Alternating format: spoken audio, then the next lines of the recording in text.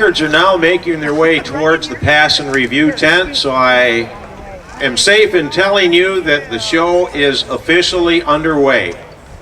As soon as they make their way up here, we'll introduce you folks to the people that brought these fine automobiles to Ypsilanti today.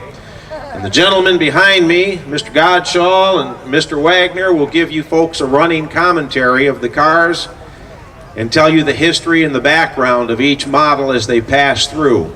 This man needs no introduction. This is Joe Kelly. Joe Kelly is an old Ypsilanti resident. He's a primary benefactor of the Ypsilanti Automotive Heritage Museum. Joe always works with us in conjunction with the shows every year. And Joe and Suzanne are from Whispering Pines, North Carolina. And this particular car is a 1934 Packard 1104 Coupe Roadster. Welcome back to your hometown there, Joe. This particular Packard, Joe just told me, belonged to movie actress Sonia Henning. She was also an ice skating star, right?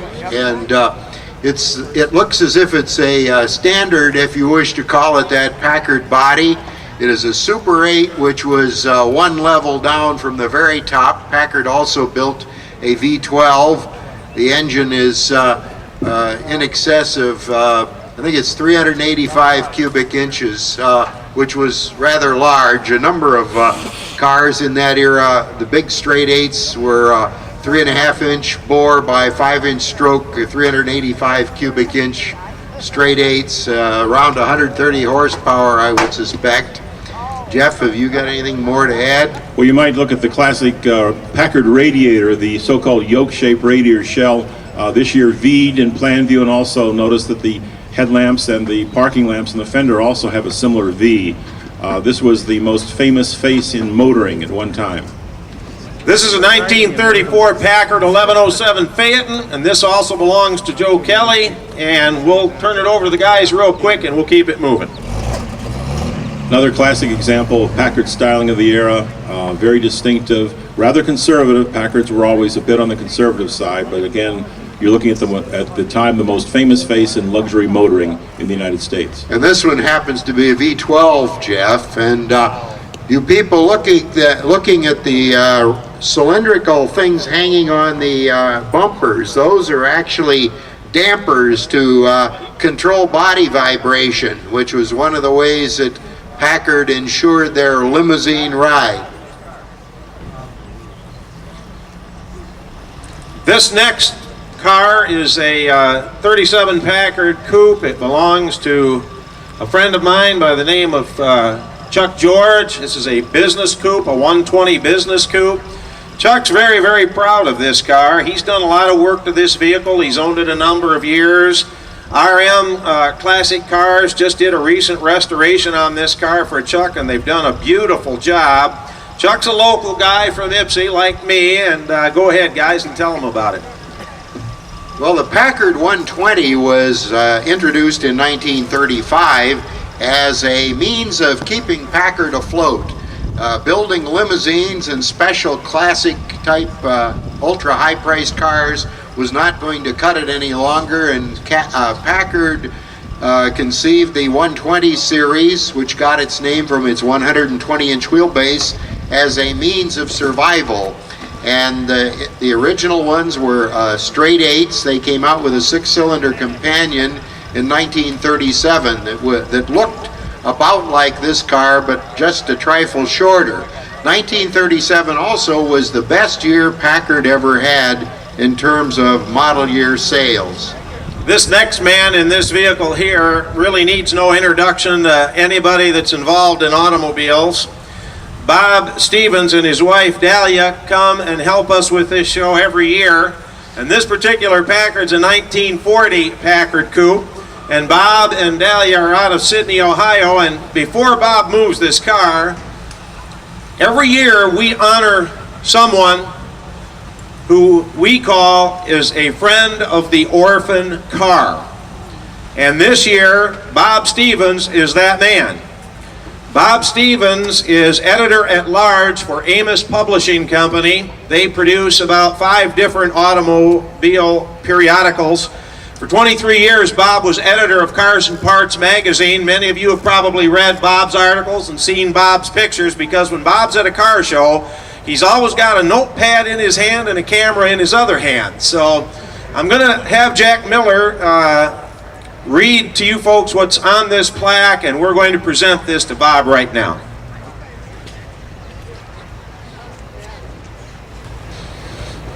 Good morning. It says, Friend of Orphan Cars, presented by the Ypsilanti Automotive Heritage Collection and the Ypsilanti Orphan Car Show, to Robert J. Bob Stevens, June 1st, 2003. Born and raised in Detroit, Bob Stevens is labeled the ultimate car guy, as his interest in automobiles was created by his mother, who worked for the Packard Motor Car Company. Bob's automotive journalism career began as a junior staff writer for Automotive News, the leading trade paper of the industry. Later, he would write for Auto Design and Engineering and the Chevrolet division's in-house publications. During 1979, Bob accepted the editorial position of Cars and Parts, a magazine dedicated to the automotive hobby. Bob was instrumental in launching Cars and Parts' sister publication, Cars and Parts Corvette. Today, Bob serves as editor-at-large for the 5 automotive hobby publications that are produced by Amos Publishing of Sydney, Ohio, the parent magazine to parent publisher to Cars and Parts. Bob's collection of gas-powered vehicles extends today to include motorcycles. As a friend of orphan cars, Bob Stevens' love of orphan cars has promoted the automotive collecting hobby. Congratulations.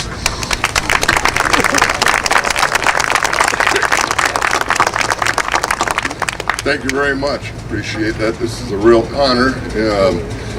I follow 2 other gentlemen who I know.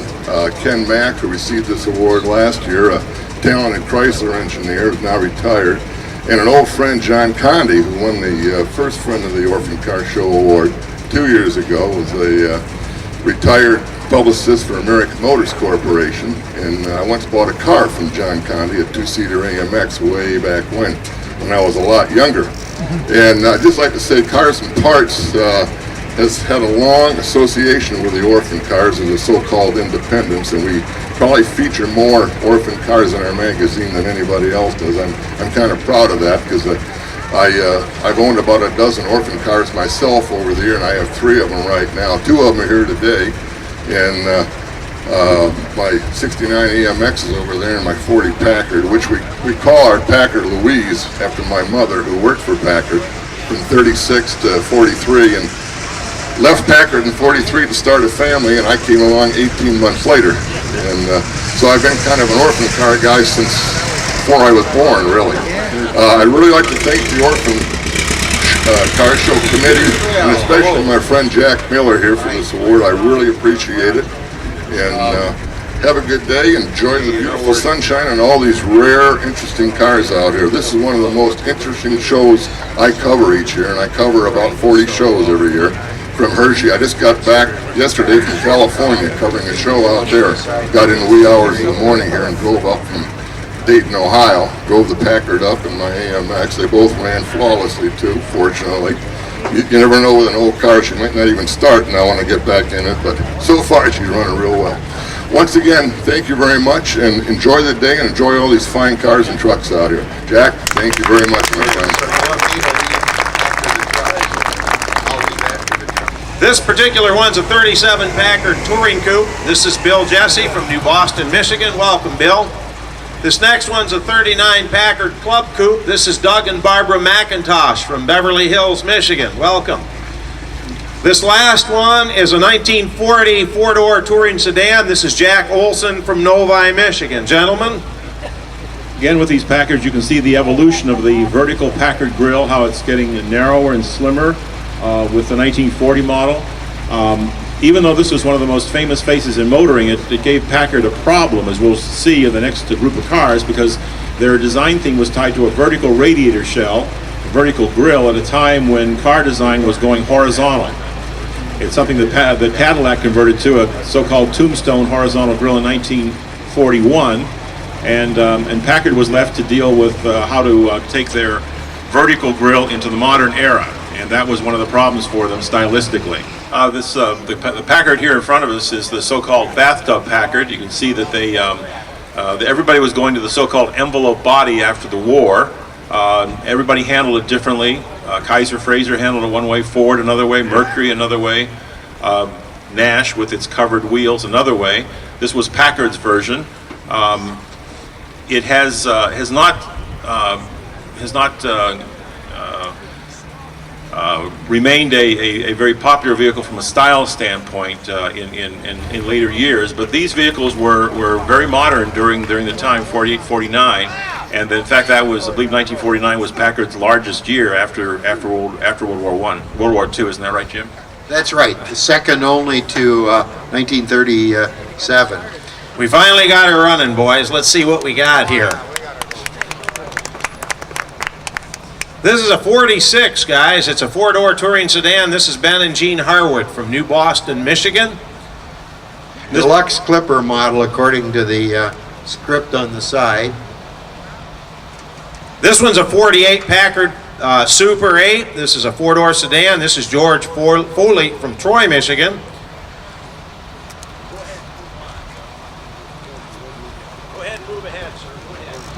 Yeah, the 46 Clipper there, you can see the fender fading into the door. That was quite advanced for mid-1941. It was a style designed by Howard Darren, an independent automotive designer. And the problem was that the design, while it was very advanced, came in the middle of 1941, and because of the early end of production for 1942 cars in January, Packard really wasn't able to capitalize on that quite good-looking car and modernization of the Packard theme. This is a 48 Packard Custom 8. This is Alan Suget from Ann Arbor, Michigan, and for those of you that are interested in a Packard, this happens to be for sale. It's a 59,000-mile original car for $8,000.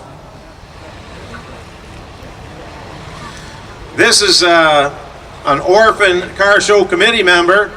Dan, pronounce your last name for me. Beam. This is Dan Beam from New Boston, Michigan. Dan is one of the several army of volunteers that work with us starting in September to put the show together every year. Go ahead and move ahead, Dan.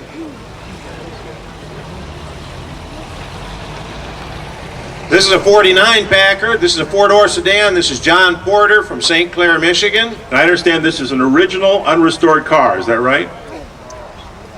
Something we really like to see at any car show, an original unrestored car. That, including the paint, sir? It's been partially repainted.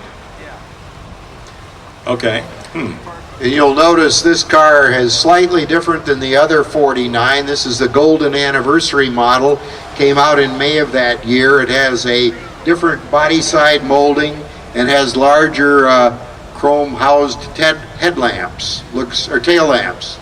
This is a 50. This is a four-door Deluxe 8. This is Mark and Rhonda Gelstein from White Lake, Michigan. It looks like a 49. Well, Packards were actually sold by series number rather than model year, although they had to title them by years, but Packard numbered them starting with the original straight 8s in 1924. This first one's a 53 Packard Clipper, two-door Sportster. This is Leonard Gregory from Lambertville. The Packard Sportster was kind of an interim model. They only built it 2 years in 53 and 54, the end of the straight 8 series. And they already had come out with a hardtop, but there was still a very conservative element within Packard, and so they decided to do something some of the other manufacturers had done, and that was take their two-door sedan and trim it up with a very deluxe interior, which was a full vinyl interior and very wearable, but also very sharp. So they kind of sharpened up a lower-priced car and found a very limited market, but at that time they were striving to regain marketplace, and this was relatively a good success in getting people into the showroom. This next one, Bill, is a 51 Packard 200. This is a four-door Deluxe sedan. This is Bill O'Grady from Carrollton, Michigan. And this beautiful convertible is a 53 Absolutely gorgeous. This is a Matador Maroon Packard Caribbean, and this is owned by P.N. Hayden from Ann Arbor, Michigan. Dr. Hayden's been here many, many times over the years for the Orphan Car Show, a very big supporter of our show, and we appreciate it. Yeah, the Packard Caribbean was, there was a spate of sort of specialty cars being introduced in 1953 and 54. The Chevrolet Corvette, the Buick Skylark, the Cadillac Eldorado, the Oldsmobile Fiesta, the Kaiser Darren, other cars like that. This was Packard's version of an ultra luxury convertible. They only built 750 of these vehicles. It was sort of roughly patterned down after the Packard Pan American show vehicle, which was designed by Richard Arbib. And this was an attempt by Packard to do a very glamorous convertible, and you can see the very clean body sides. You can see the chrome trimmed full wheel openings, unlike the 54. And up front you can see the what remains of the Packard yoke radiator grille, how they attempted to keep the hallmark of the yoke radiator grille, but still adapted to modern design.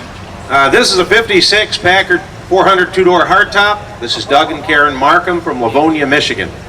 This was the last of the big Packards, the big Detroit-built Packards, the production of which ended in June of 1956. This car was designed by Dick Teague, who later went on to be Vice President of Design for American Motors. This is the Packard that has the big V8 introduced in 1955 and the torsion bar suspension, the cathedral tail lights that Dick Teague sketched up over Easter weekend in 1954 to get them on the 55 car. Packard made a real valiant effort in 1955 and 1956 to pull equal to Lincoln and Cadillac and Imperial, but unfortunately they ran out of money, and the great Packard engineering staff was disbanded, many of them going to Ford. This one here is a 58 Packard Hawk, two-door hardtop. This is Don Berg from Platteville, Wisconsin. When Studebaker and Packard merged in 1954, again the company got into trouble. There was a deal with the Curtis Wright Company in the summer of 1956 that rescued Studebaker Packard, but at the price of ending Packard production in Detroit. So Packards were built in South Bend on Studebaker chassis during 1957 and 58. There was a man named Roy Hurley who was president of Curtis Wright, and he persuaded the Studebaker Packard styling staff to make up a car for him, and this car later went into production as the Packard Hawk. It's a variation of the famous Studebaker Hawk, and of course this is roughly the same body as was used on the 1953 Studebakers. The Packard Hawks are very rare, and we're really privileged to see one here today. Okay, this is a 1925 Oakland. This is a Landau Coupe.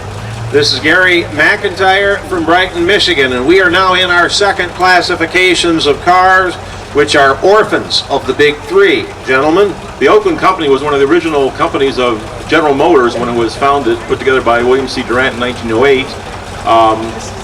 Oakland in 1926 introduced a companion car called the Pontiac, which quickly became a much more favored car by the buying public than the Oakland, and the Oakland was discontinued after the 1931 models.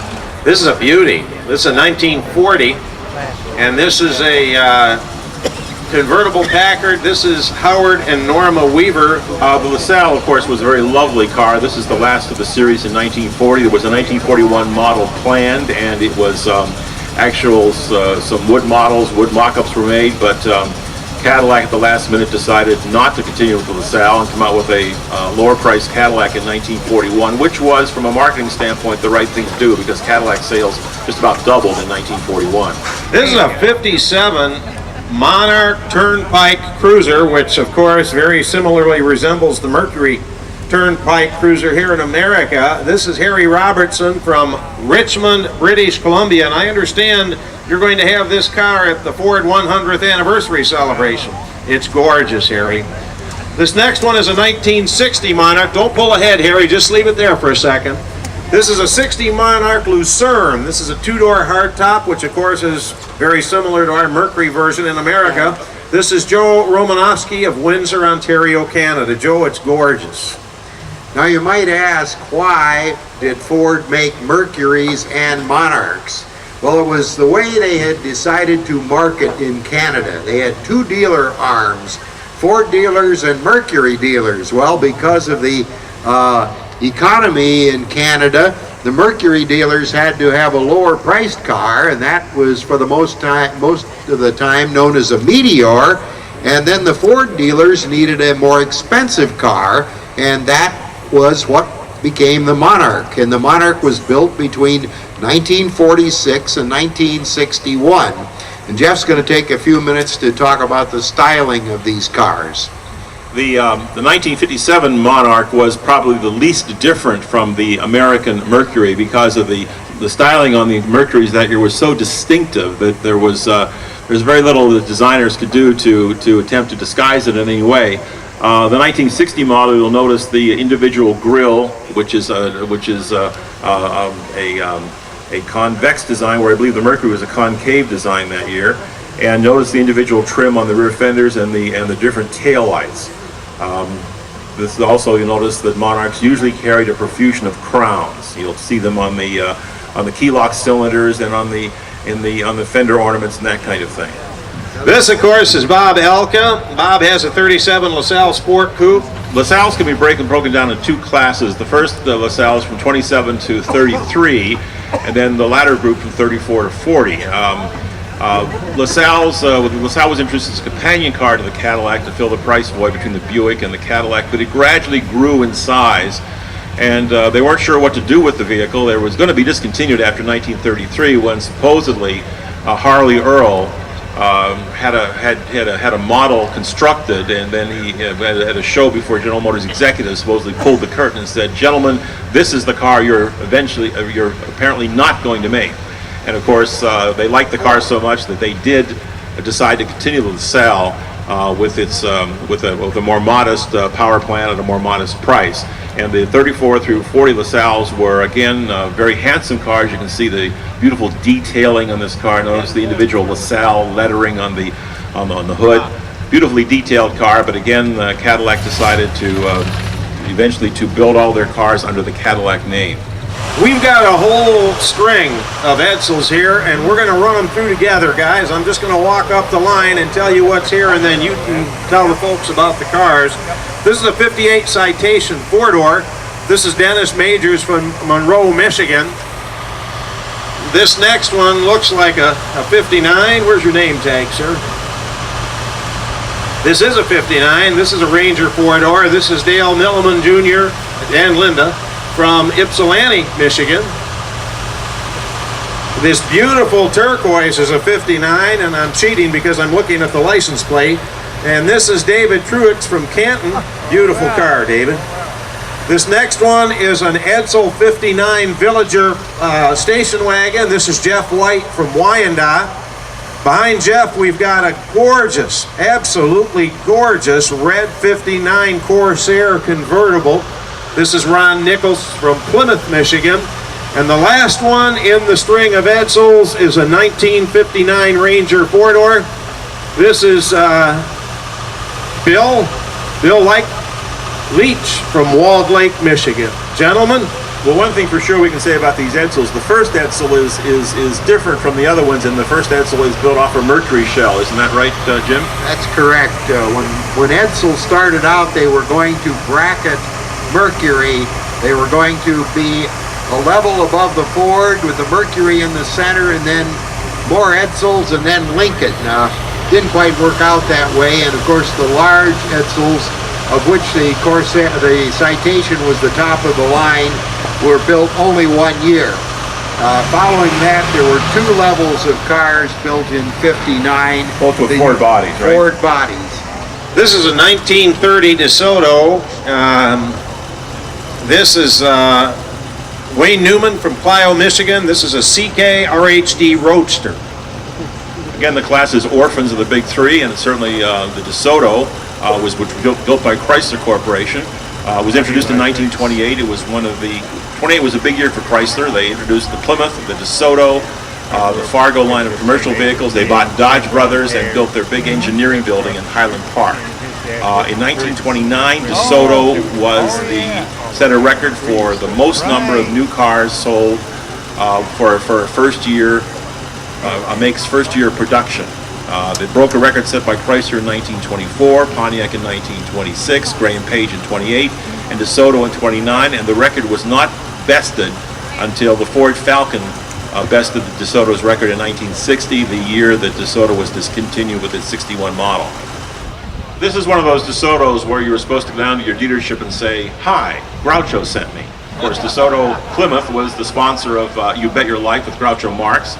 Chrysler was known in this era for some very conservative styling.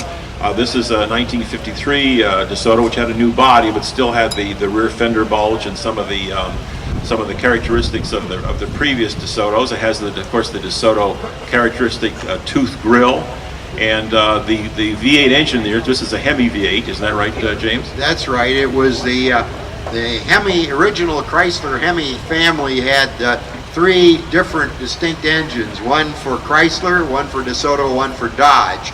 This one was 276 cubic inches and 160 horsepower, both in the 53 and the 52 model that was the first of the fire domes. Okay, George, bring on the next contestant. Yes. Let's bring up both these 56s, Ron. There's a 56. I got you. Hardtop coming. Come right up here, sir. Don't be shy. We don't hurt anybody in Ypsilanti. Where's your name tag? Yeah, right. What is your name, sir? Henry Clemens, Westland, Michigan, And what year is your DeSoto? 1956. It's beautiful. And we've got another 56 coming up right behind Henry's. This man does have his name tag. God love him. This is a Fire Dome Seville 4-door, and this is Bob and Kay Justice from Kalamazoo, guys. Well, these are the DeSotos of the forward look era. In 1949, Chrysler hired Studebaker designer Virgil Exner to come into Chrysler and to pep up their styling. The 1955 line and 56 lines were the first production cars that Virgil Exner did for Chrysler. These DeSotos featured a wraparound windshield that was different from that was used in the competition. Notice the windshield posts slant backwards instead of being vertical, thus avoiding the knee knockers when you got in and out of the car. 1956 was the first year for the DeSoto fins, and for the first year for the famed triple tail lights, which styling theme that lasted clear until into 1960. This next one is a 1957 DeSoto. This is a Fire Dome 4-door. This is Edward Wilson from Wasion, Ohio. That's the hometown of Barney Oldfield, for those of you who don't know it. That 1957 DeSoto that's leaving us, you can see the triple tail lights that was a continuation from the theme of 1956. The 57 DeSoto was very distinctive in that the bumper was above the grille. If you get a chance to look at that car, you can see that the oval bumper is above the grille. Very distinctive. This next car is a 61 DeSoto. The gentleman that owns it is Rick Resche from Ann Arbor. This car was purchased from the Naylor family of Naylor Chrysler Plymouth in Ann Arbor. This is a 50,000-mile original DeSoto. And this, unfortunately, was the end of DeSoto production. In 1961, when they introduced the new DeSoto, all that was available was a 2-door hardtop and a 4-door hardtop. Chrysler Corporation was building 2 other similar cars with similar engines in 1961. One was the Dodge Polaris sedan, and the other was the Chrysler Newport, which was a new series for Chrysler in 1961. Unfortunately, of the DeSoto, the Dodge, and the Chrysler Newport was the least expensive, and so people naturally went for the Chrysler. And the DeSoto was phased out. The announcement was made, I believe, in November 25th, 1960, that they were going to be phasing out the production of the DeSoto, and the car was out of production before the 61 calendar year arrived. This is absolutely a spectacular old Imperial limousine. They might be here to take you away on this one way if you keep this up. But, sir, may I have your name card, please? This particular car is a Crown Imperial limousine, and this is Wayne Simonson from Ray, Michigan. Yes, this is one of 127 manufactured at Jefferson Assembly. The Crown Imperials were all new for 1955, along with the regular Imperials. Notice the distinctive box check grille that was later used on the Chrysler 300. Notice the gun sight or microphone taillights. This was the creme de la creme in 1955. Of course, the Cadillac was building a limousine, but unfortunately Packard and Lincoln weren't. So these were the Cadillac and Imperial were the two limousines that you could choose from in 1955. This car was continued for 1956 with styling alterations, and then Chrysler decided that it was too expensive to build here in the United States, and the next Crown Imperial limousines after the 56 model were built by Ghia in Italy. This one is a 60 Imperial Crown. This is Peter Rock from Grosse Ile, Michigan. Gorgeous car, Peter. Don't move. Just stay where you're at. This next one, and you don't have your window tag, so who are you, sir? Mark Nowry. Where are you from? Dearborn. Mark is from Dearborn. What year is your car, sir? 1964. A 64. And what color do they call this shade of turquoise? Silver turquoise. How about that? Beautiful car. This next one is also a Crown Imperial convertible. This is a 65. This is Jerry and Carol Lacey from Midland. And this gorgeous red convertible is a 66. This is also a Crown Imperial, and this is Wayne Jorgensen from Batavia, Illinois. Gentlemen? We might want to say that Imperial was registered as a separate make by Chrysler from 1955 through 1970. After 1970, it was a Chrysler Imperial again. This one here is a Meadowbrook winner. This has 11,000 miles on it. This is a 1957, and this is Duran and Joyce. Pronounce your last name for me, sir. Yazajan. If you say so. It's a gorgeous car. It's absolutely gorgeous. And here's our friend Joe Kelly sneaking in with another car. Joe never gets tired of showing people his cars, if in case you don't notice. This is a Crown Southampton four-door. And again, this is Joe Kelly from Whispering Pines. And I understand this is a 7,000-mile car, Joe. Is that correct? It's 100% original. We've come a long way from Crown Imperials to this little station wagon, but this is a Valiant, and I don't know what year it is because the name tag's not in the window. It's a 60, and where are you from, sir? Livonia. And what is your name? Dave Clevenger. Hold your car still there. Yeah. Yeah, now everybody's going to ask, well, what's a Valiant doing here? Well, the reason this particular Valiant is eligible for the Orphan Car Show is because in 1960, and 1960 only, the Valiant was a separate make of car. It was not a Plymouth. It became a Plymouth Valiant in 1961, but in 1960 it was a Valiant, and it was designed to, the advertising slogan was, nobody's kid brother. So it was specifically designed so it didn't look like any other Chrysler Corporation car. It didn't look like a downsized Plymouth the way the Falcon looked like a downsized Ford. It was a very distinctively styled car. It had a lot of the Exner cues, including the Radiator grille and the very sculpted body sides. This next classification of cars that's passing through is a Terraplane. This is a 37. This is a 71 Deluxe Coupe, and this belongs to Bob Elton, who came through earlier. He's from Ann Arbor, and this is one of Bob's cars. Well, the Terraplane began life as the Essex Terraplane in 1932 and a half, and the name Terraplane, of course, implies an aeroplane that runs on terra or ground. And interestingly enough, the early Terraplanes, in fact, I guess all Terraplanes were fairly fast cars. The Ford V8 might have had the image, but a Terraplane would probably outrun one on the level after it got up to speed. It had the typical Hudson Super 6 type inline L-head six-cylinder engine and high horsepower for its size in that period. The 37 was perhaps the best-selling of all Terraplanes. I'm not quite sure about that, but it's quite possible that it was. Okay. This next class is actually the Hudson class of cars. This particular one is a 40. This is a Super 6 four-door sedan.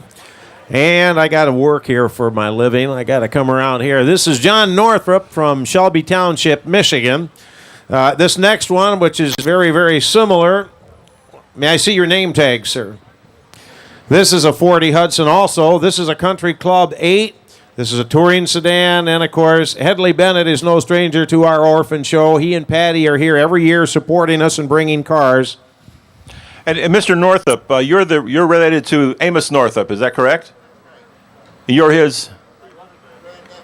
Yeah, we have here the grandnephew of Amos Northup. Amos Northup was one of the great unheralded designers of the 30s. He did a lot of his work for Murray Body. He was responsible for the Willis Knight of 1929. He also worked on the Hup Century. He worked on various other Hupmobile and Willis Overland products, and Graham Page also. He was quite a prolific designer. Notice these Hudsons. Hudson made quite a big style change from the Terraplane you saw here. Notice the vertical, the Hardtop grill bars and the move away from a vertical grill. This next one is a 46 Hudson Commodore S convertible. This is Jim and Louise Waldrick of Monticello, Indiana. Beautiful car. Again, you can see the evolution of the grill. From the earlier car. And one of the things that we kids loved when we grew up and we saw Hudsons at night is because the Hudson medallion at the top of the grill there was a light behind there, and most Hudsons that medallion was lit up at night, and that was a really cool thing. We kids really loved that when we saw that. This first one is a 48 Hudson Super 6 four-door. This is Ed Phillips from Troy. This next one's a 49 Commodore 6, and this is Jeff Leestra from Royal Oak, Michigan. This next one is a 49 Hudson Commodore 8, and this is Ken and Kay Amon from Lennon, Michigan. And this last guy is going in the wrong direction, which for him isn't anything unusual. This is Randy Mason. Are you coming through pass and review or not? Not yet. Gentlemen, do your thing. Well, these are examples of the famous step-down Hudson, which was introduced in 1948 with I think the slogan, "This time it's Hudson." Everybody was looking forward to the post-war cars from the various manufacturers, and Hudson did not disappoint with a completely new car with unitized construction, a step-down design, which meant that the Hudsons really hugged the road, which was become very important in their racing career that was shortly to start. It was a very advanced car for its time. The body surfaces were a lot better controlled than those on the so-called bathtub Packards or the Airflight Nashes. The problem was that Hudson lacked the money later on to really go beyond this body shell, and the shell continued basically through 1954. But a very advanced look for a time, and very spacious interiors. You ought to just take a look at the insides of these cars. They're very, very spacious inside. This next one's a 51 Hudson Hornet Twin H. This is Ted Selling from Ann Arbor. Ted's a frequent visitor of the Auto Museum here in Ypsi. This next one's a 52 Hudson Wasp convertible. This is Larry Bowerman of Canton. This is a very unusual lime-colored green 53 Hudson Super Wasp. This is John Lawrence from Mount Sterling, Ohio. What do they call this color, John? He's not real sure, but it's an unusual color. Oh, well, we're cheating here. It's an international truck color, so I can't help you guys. This last one is Randy Mason, who very shortly will be in front of the microphone. This is a 53 Hudson Hornet Club Coupe. Gentlemen? You can see the various, the evolution of the Hudson design. You can see the position of the rub rail on the side changing and the different grills and that kind of thing. But basically it's the same car. Now, was it 1950 they introduced the shorter wheelbase Wasp? Is that correct, Jim? It was called the Pacemaker for the first 2 years, and then the Wasp name was applied to it in 52.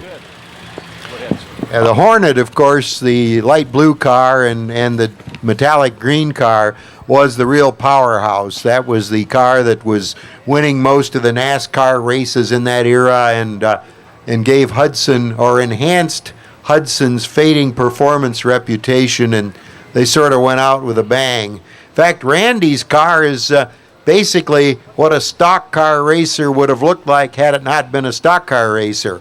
That was the body they used for the Marshall Tig and other of these Herb Thomas to drive as stock cars. This is a Hornet four-door. This is Douglas Eds from Westland. Jim, isn't this color one of the featured colors for Hudson for that year? It certainly is. It's all through the sales literature and magazine ads. But unfortunately, I don't know its name. But the two-tone combination, green over cream, was was the featured color? Again, cars were getting as we moved into the 50s, cars were getting they were using more and more lighter colors, and of course in 55 a lot of two-tones. This next one's absolutely brilliant red. This is a Hornet Hollywood two-door hardtop. This is Jeff Carrar from Grille, Michigan. This next one is a Hudson convertible. This gentleman also has some of the cutest little motor scooters on display back in the tent. This is a 54 Hudson Hornet convertible, and this is Noel Renner from Pleasant Hill, Ohio. Would you pull ahead for me right behind the red one, Jim? We'll cluster these next few here together. They're very similar in design. This is a 54 Super Wasc convertible. This is Larry Kennedy from Indianapolis, Indiana. And this last red and black one is a 54 Hudson. This is a special. This is Pat and Art Stewart. You can see this is 1954. Hudson spent a lot of money to change the look of their car, even though it was the same basic body. You can see the quarter panels, the styling lines are a lot higher. Tail light is placed at the top of the quarter panel.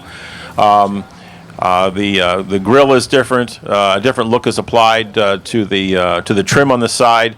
Unfortunately, it wasn't enough, and in 1954, the Hudson Motor Car Company was taken over by the Nash Kelvinator Corporation. The two companies formed American Motors. And unfortunately, these particular cars, this particular body style, and these were the last of the Detroit-built Hudsons, the last of which were shipped in December of 1954. Bill and Betty Clays, from where are you from, Bill? Saugatuck. And what year is this car? 55. Quite a continental kit. Come ahead, sir. This next one's a 56 Hudson.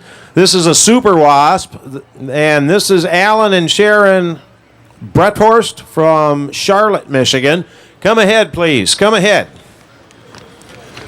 This last one's a very familiar one for any of us that are in the Auto Museum here in Ypsilanti any length of time, because this one is one of Jack Miller's collection.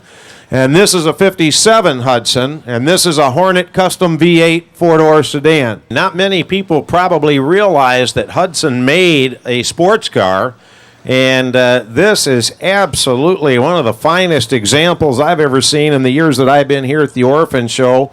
This is a Hudson Italia, and what year is this, sir? It's a 55. Of course, the Italia was a very, very distinctive-looking automobile. The chief designer for Hudson was Frank Spring, and these are the ideas that he had for the car beyond the step-down. In fact, there was a four-door version built of this that was Hudson's sort of internal styling study for the next body after the step-down. But of course, those plans were short-circuited by the merger in 1954. But a very, very unusual car with an Italian body. A 50 Crosley CD convertible. This is Richard Winerski from Plymouth, Michigan, and I've seen this car at car shows, and it is absolutely a gorgeous, gorgeous car. We've got a 51 Crosley Farmo Road utility vehicle. The Crosleys made a little Jeep type thing, and this man brings this car to our car show every year, and we sure appreciate it. This is Val Borst from Royal Oak, Michigan. And this one behind the utility vehicle is a 52 Crosley Super Station Wagon. And yes, the horn works. And this is Jack Boylan from Brooklyn, Michigan. Gentlemen? Now, the Crosleys were built by Mr. Powell Crosley, who was a very famous radio manufacturer. Later went into refrigerators. Remember the Crosley Shelvador. He also owned the Cincinnati Reds, I believe. And this is a small car. So I imagine Mr. Crosley was probably a small guy, maybe 5'7", 5'8". Isn't that right, Jim? No, Powell Crosley was 6'4", and he also spelled his first name Powell, not two L's. You'll invariably see it spelled the wrong way in car magazines. I want to make a comment about the Farmo Road, the one in the middle. That was a special model. It was introduced in the winter of 1950 as a sort of an all-around farm Jeep, and had the chassis of the other models, but had a very commercial-looking appearance to it. And at the time that these cars were new, Crosley claimed, at least in the year 1948, to be the world's largest manufacturer of station wagons. And I think that's probably because it was the only Crosley that had enough room to carry anything. This particular car is a 72, and there really isn't a lot of design change. This is Ken Cox from Flushing, Michigan. This next one, this checker taxi cab here, is what year, sir? This is a 81. This is Peter Talenka from Newton Falls, Ohio. And we've got a tan four-door sedan that's not painted up like a cab, although it does have the arm for the meter. Oh, and here he's even wearing a hat. What year is this particular model? This is an 82. This the last one built. This is an 82, probably one of the last ones built. And we've got one last checker here. What year is yours, sir? 82. Another 82. And where are you from? Cleveland, Ohio. And what is your name? Ben Merkel. Okay, gentlemen, take it away. Well, Checker Motors Corporation was based in Kalamazoo, Michigan. They started building taxis in the early 1920s. They're still in existence, by the way. They do stamping work for other manufacturers, including Cadillac. The first car we saw there, the 57, was the second year for this particular body type, and Checkers were known as extremely rugged cars, very, very durable. Checker also owned Parmalee Transportation Company, which owned Checker cab fleets in Chicago and Pittsburgh and other places. This particular one here is a 1918, and you can stop it right there, sir. This is an Overland 90 Country Club, 4-passenger roadster.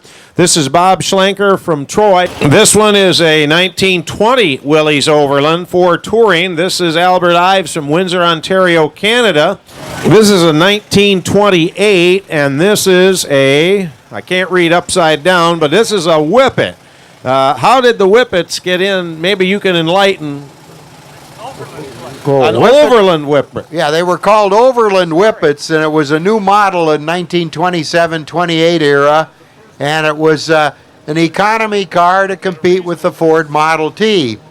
And thanks to the strength of Whippet in the marketplace, in 1928, Willis Overland was number 3 in auto production, topped only by General Motors and Ford.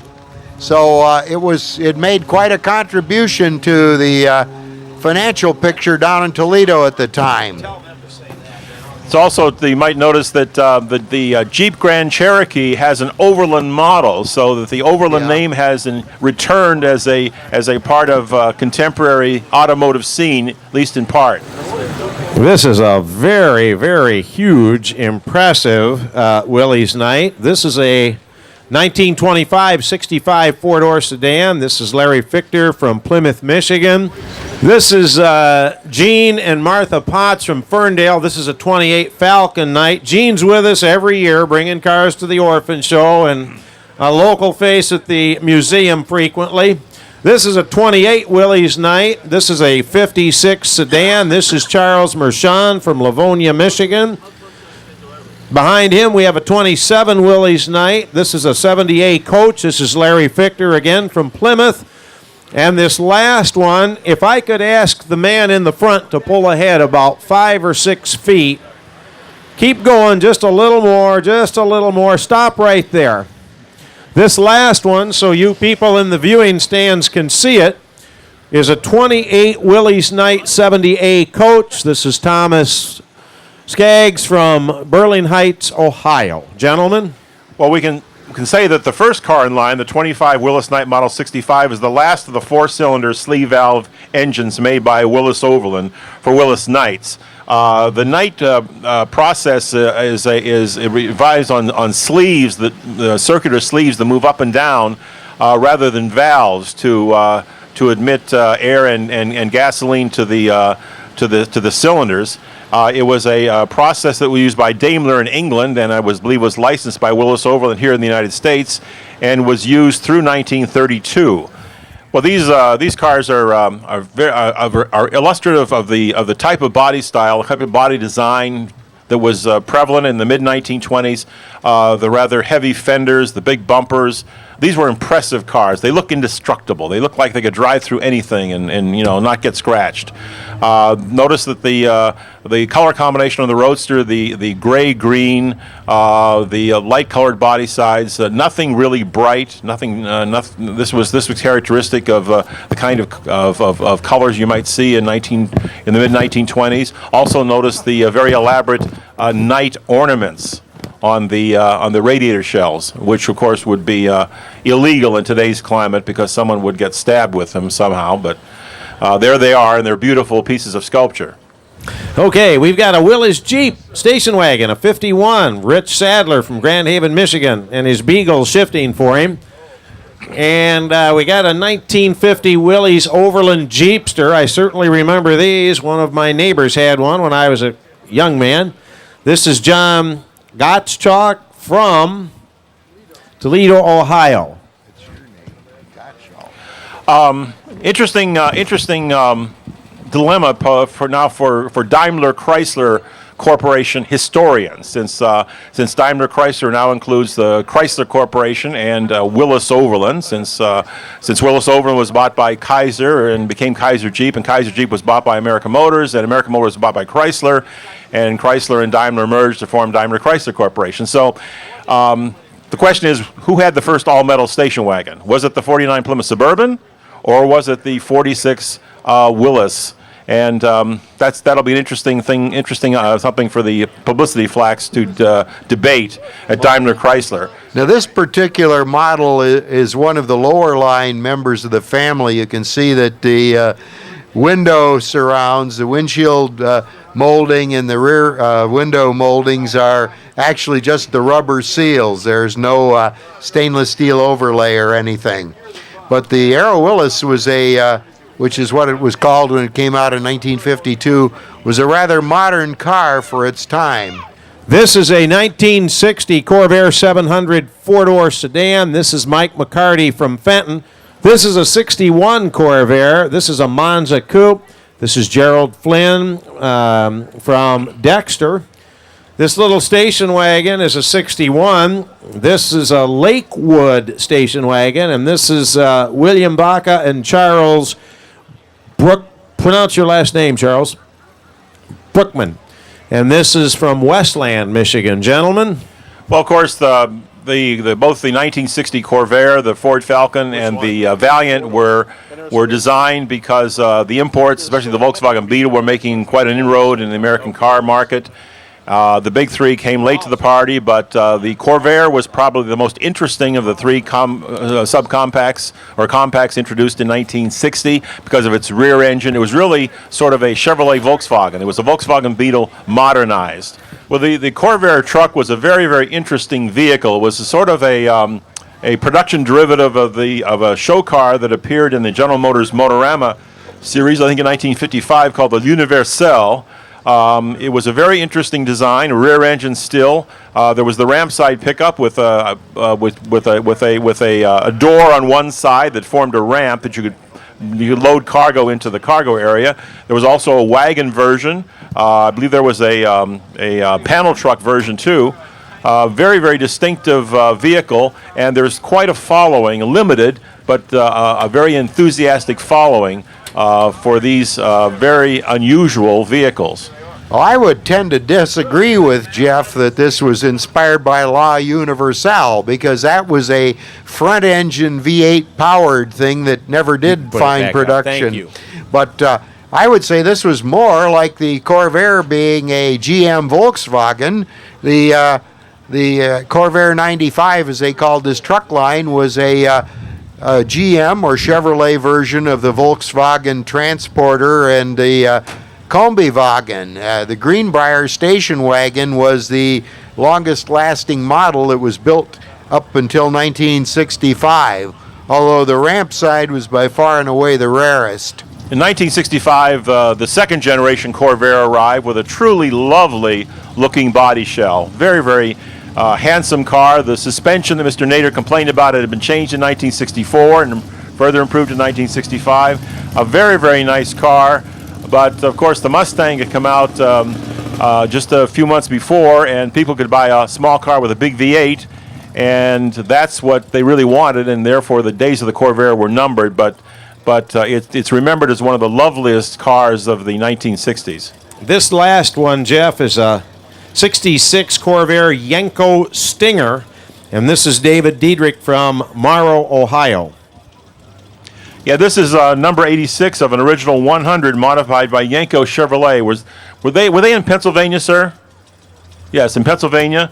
They had to build 100 because of the SCCA homologation rules in Class D required that they build that many, and there was quite a following for the Yenko Stinger. It was a very distinctive. It wasn't endorsed by Chevrolet, but it was nevertheless something that was respected on all of the CCA racetracks. Well, of course, 1969 was the end of the Corvair. There wasn't even a sales brochure for it in 1969. The Chevy 2 had become the Nova and had become a popular car. And in 1967, Chevrolet introduced the Camaro, which was V8 front engine, rear drive, competitor to the Mustang. And the Corvair really had no place to go. There were clay models for a successor to this vehicle, but in the end, Chevrolet just decided to pull the plug because they had the Camaro, they had the Nova, and the Corvair really didn't fit anymore into their product plans. But again, a very lovely car, especially in a convertible form. If you notice that silver convertible, Jeff and Jim, I just asked the gentleman if that's the way it came from the factory. I know it's been modified, and he said it belonged to a General Motors styling executive who purchased it new and put the tack in the hood and the rally wheels on, and it's been that way since it was new. Oh, very good. Of course, Stu Schuster works for General Motors Design, and so that's original factory modification in effect, right? Yeah. This first one is a 1924 Graham Brothers 1.5-ton stake truck. This is Charles Flannery Howell. Graham Brothers trucks were built by Graham Brothers, a company that eventually was in 1926 bought by Dodge. The Graham Brothers came out of southern Indiana. They were involved in the manufacture of glass bottles and eventually were involved in the merger of the Edward P. Ford glass company with Libby Owens to form Libby Owens Ford in the late 30s. Graham Brothers, they first started out building trucks on a Model T chassis, then they switched to Dodge and worked a deal where Dodge Brothers dealers sold Dodge Brothers cars and Graham Brothers trucks. By 1926, Graham Brothers was the largest truck manufacturer in the United States and is a subsidiary of Dodge Brothers. At that time, the Grahams were running Dodge, but they left in 1926, and in 1927 purchased the Page Detroit Motor Car Company and converted it into Graham Page.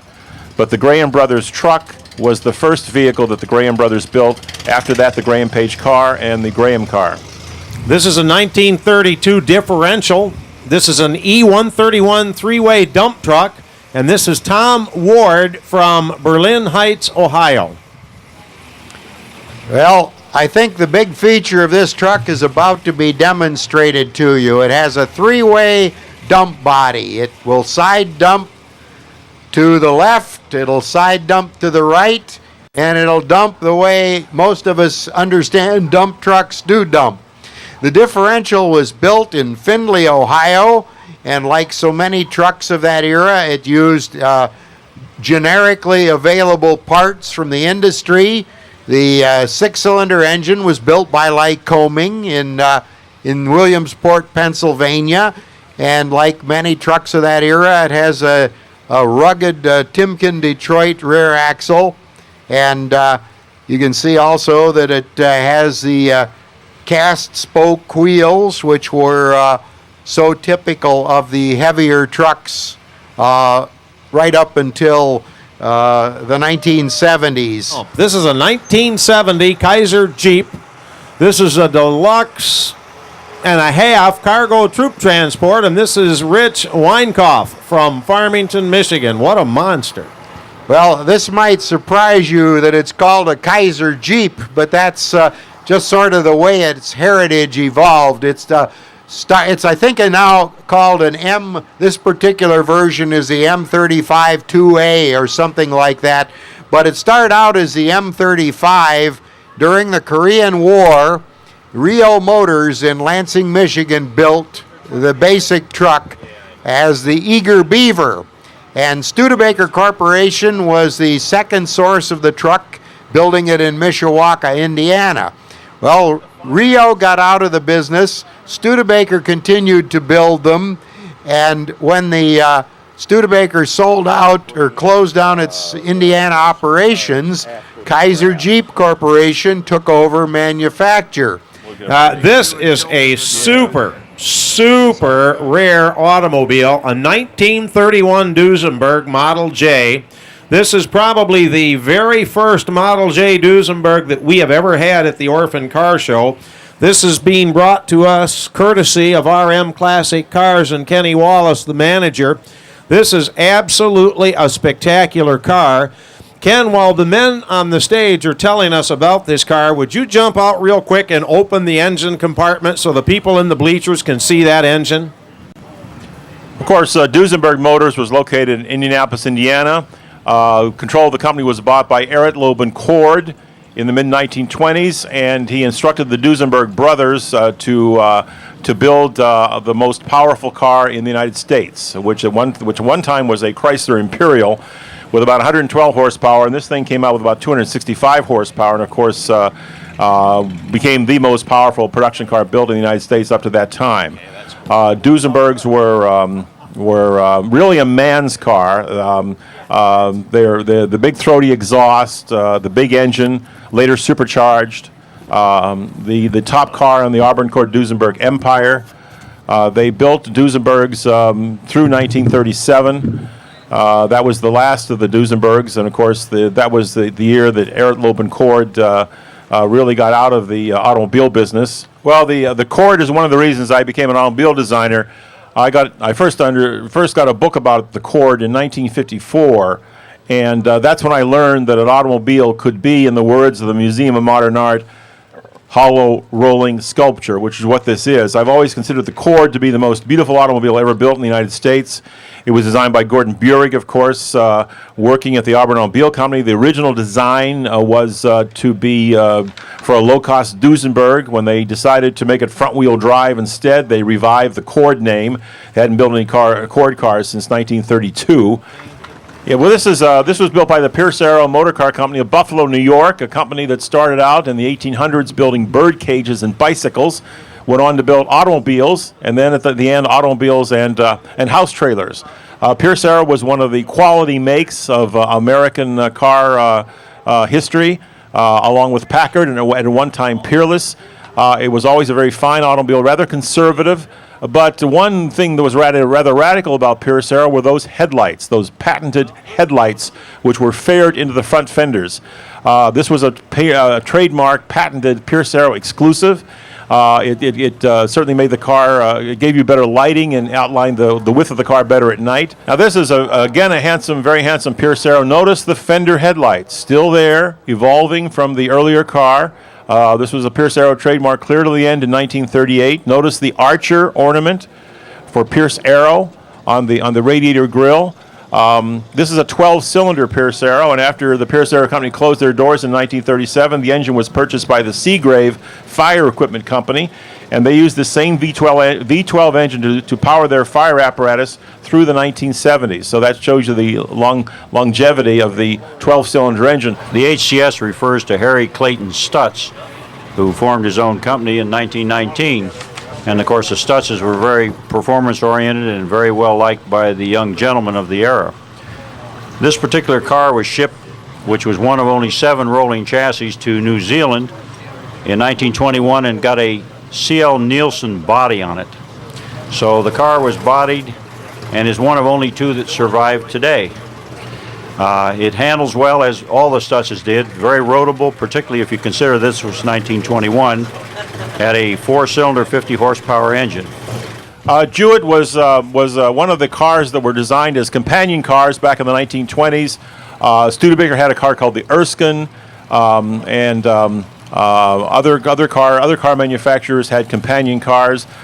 Cleveland, for example, was a companion car to the Chandler. The Jewett was the companion car to the Page. It was built by the Page Detroit Motor Car Company, which built a new factory for the Jewett production on West Warren Avenue, just inside the Dearborn border.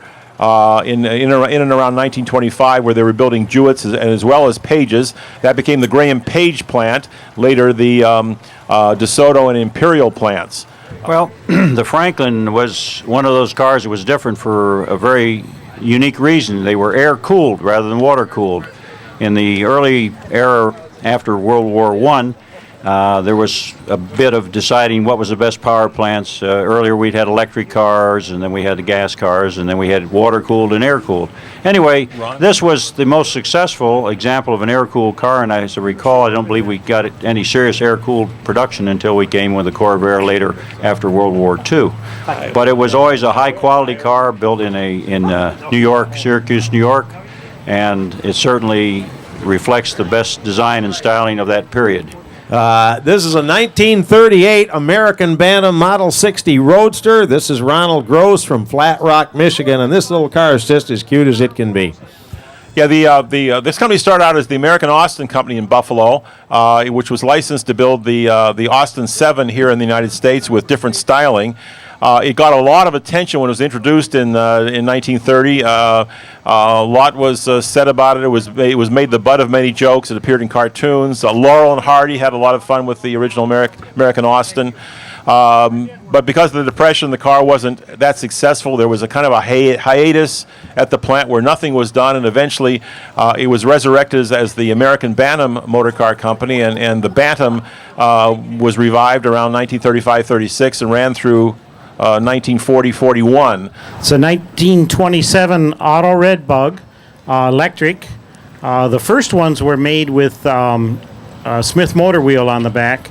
They then sold out to Briggs & Stratton, and Briggs & Stratton made our lawnmower engines, and this company came along. They had no motor, so they ended up making them electric. Well, this is a Rio. Looks like about, I guess, a 26. This is a T6 four-door sedan, and this is Troy and Carol Beverly from Garden City.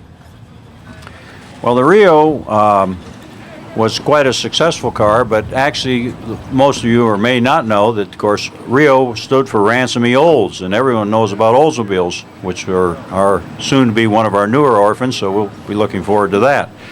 But Ransom Olds was a very successful producer and manufacturer of cars, and in Lansing, Michigan, it was really, I would say, the founding of Autodom in the Lansing, Michigan area. This is a gorgeous 28 Hupmobile Series A rumble seat coupe, and it just so happens the owner, Ms. Melanie McCarthy from Fenton, Michigan, is sitting in the rumble seat. This is Melanie right here. We don't have, yes we do have, a window tag. This is a 29 Hupmobile Century 8 Roadster, Hugh Montgomery from Ingersoll, Ontario, Canada. We've got a 33 Hupmobile K321 Cabriolet. This is James Godo from Lake Orion, Michigan. We've got a 35 Hupmobile, this red one. This is a 517 W3 window coupe. This is Glenn Coffey from Howell, Michigan. Gentlemen? The Hub Motor Car Corporation built cars in Detroit and Cleveland from 1908 through approximately 1940. It was a popular middle-priced car. Hupmobile was one of the largest of the minor independents. In 1928, they built about 65,000 cars, which was their high point. The 28 and the Coupe and the 29 Roadster were a real styling revolution for Hupmobile. Before then, they were somewhat dowdy. They were known as the car of the American family, very sturdy. They drove a Hupmobile around the world in 1910, 1912. But it was 1928 and 29 when Hupmobile really stepped up in styling. And again, Amos Northup was one of the men who worked on these cars and made them the style leaders that they were at the time. They had a sort of a LaSalle-like look, which really made them quite popular. That's how they got to those 65,000 in 1928. Let's see, 1908 Jackson. This is a runabout, not to be confused with a later Roadster. Byron Carter made steam-driven press printers Auto history legend has it that Byron Carter died an unfortunate death while cranking a car in Belle Isle. Cranking a car can be very, very dangerous. And that led to his good friend Henry Leland of Cadillac and Lincoln fame. Pretty much got very quiet here. Pretty much commissioning Charles Kettering to build the first electric self-starter. But Byron Carter made steam-driven presses. He went into partnership with his father into the bicycle business. And a lot of automobile manufacturers came from carriage or bicycle businesses. He built his first car in 1899, which was a gasoline car. In 1903, he built a steam car called the Jackson, Jaxon. It was the only year for steam cars. Byron Carter left the company in that year because he wanted to make friction drive Carter cars. He went on to do that. And the company went on happily. They introduced a two-cylinder in 04. They made a companion car called the Oreo that year.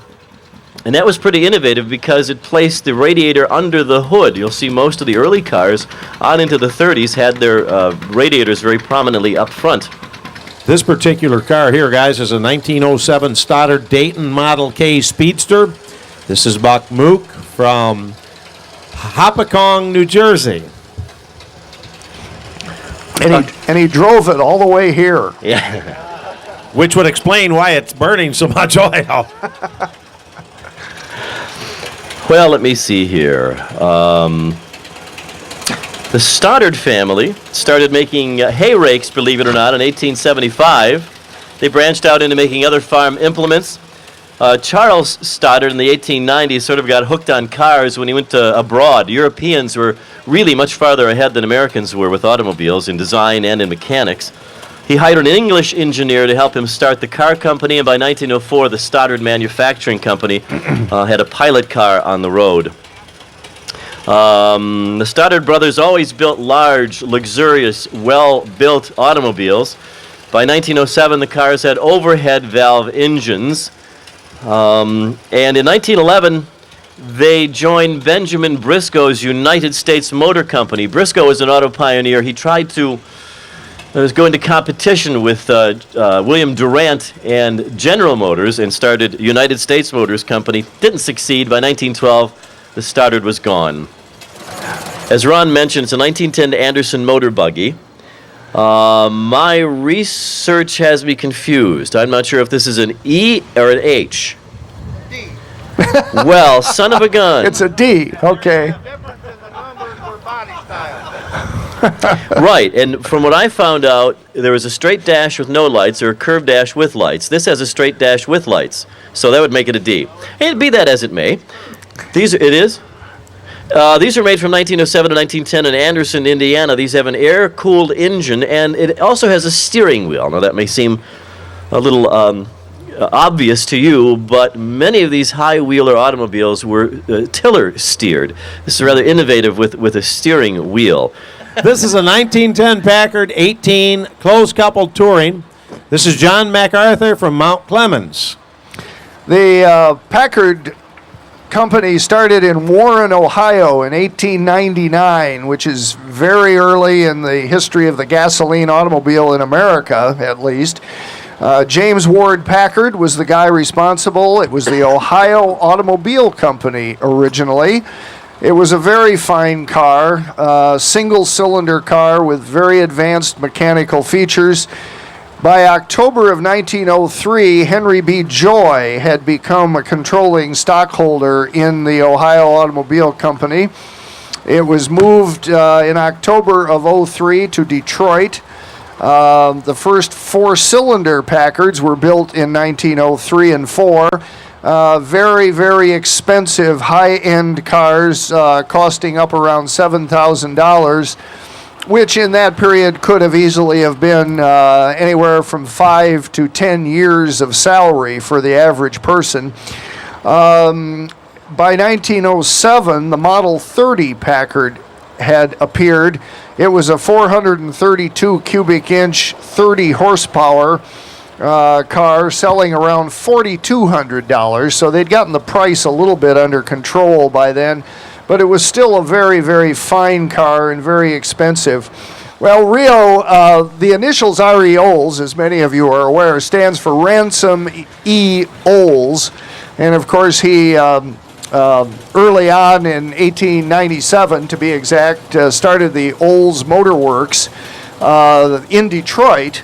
Although previous Olds family companies had been located in Lansing, but the Olds Motor Works started in Detroit.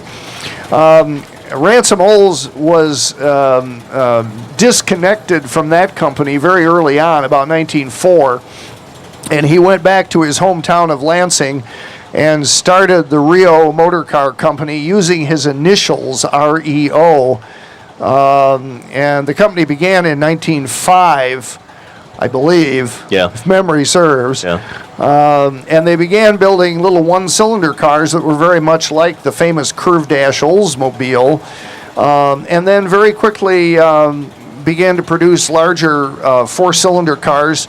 It was a medium-priced car mostly, and had a very fine reputation for reliability. This is a 1911 Hupmobile Model 20 Roadster. This is Jerry and Alice Deck from Okemos, Michigan. Well, let's see. The Hupmobile was made in Detroit from 1909 to 1941. This has 4 cylinders and 20 horsepower and costs $750 new. I'll give you 8 right now.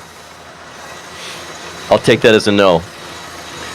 Robert Craig Hupp, and by the way, there are still some Hupp descendants that live in the metropolitan Detroit area. Robert Craig Hupp worked at Ford, Olds, and Regal. He began playing with cars of his own and finished one in 1908. The Hupp Motor Car Company was organized in 1909. You can always identify the early Hupmobiles by their very tall radiator filler cap, as you see here, filler neck, rather. Hupp, like many auto manufacturers, fell on hard times in the 30s, and to cut costs and give it some style, the company bought the cord dies, the Coffin Notes cord dies, and introduced the Hupp Skylark in 1938. We've got a 1907 Maxwell RS Roadster. This is John Forrester again from Royal Oak, Michigan. We got a 1910 Maxwell QS Roadster, Frank and Marilyn Bugner from Tiffin, Ohio. We have a 1911 Maxwell AA 2-cylinder Roadster, Dr. John Wisnick from Spring Lake, Michigan. And we've got another 1911 Maxwell AB Runabout, Vernon Doris and Campbell from Temperance, Michigan. Gentlemen? The Maxwell Company began in 1904 in Terrytown, New York. They built a whole 10 cars in 1904 and then proceeded to build 823 cars in 1905. They were all known as 1905 models. So we will, in fact, be celebrating 100 years of Maxwell here at Orphan Car Show in 2005. Benjamin Briscoe was the money behind Maxwell.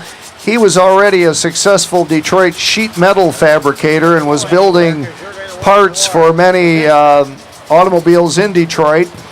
He had been a financier for David Buick, and he really thought that Buick was going nowhere, which at the time was actually true. So he left Mr. Buick in the lurch and joined with engineer Jonathan D. Maxwell to form the Maxwell Briscoe Motor Company in 1904. It's wonderful. Do we look undernourished? A couple of Overland here, guys. We got a 1912 Overland 61 Touring, Jerry Shostak from Plymouth, Michigan. We've got Steve Rossi with a 1912 Overland, a 59i Touring.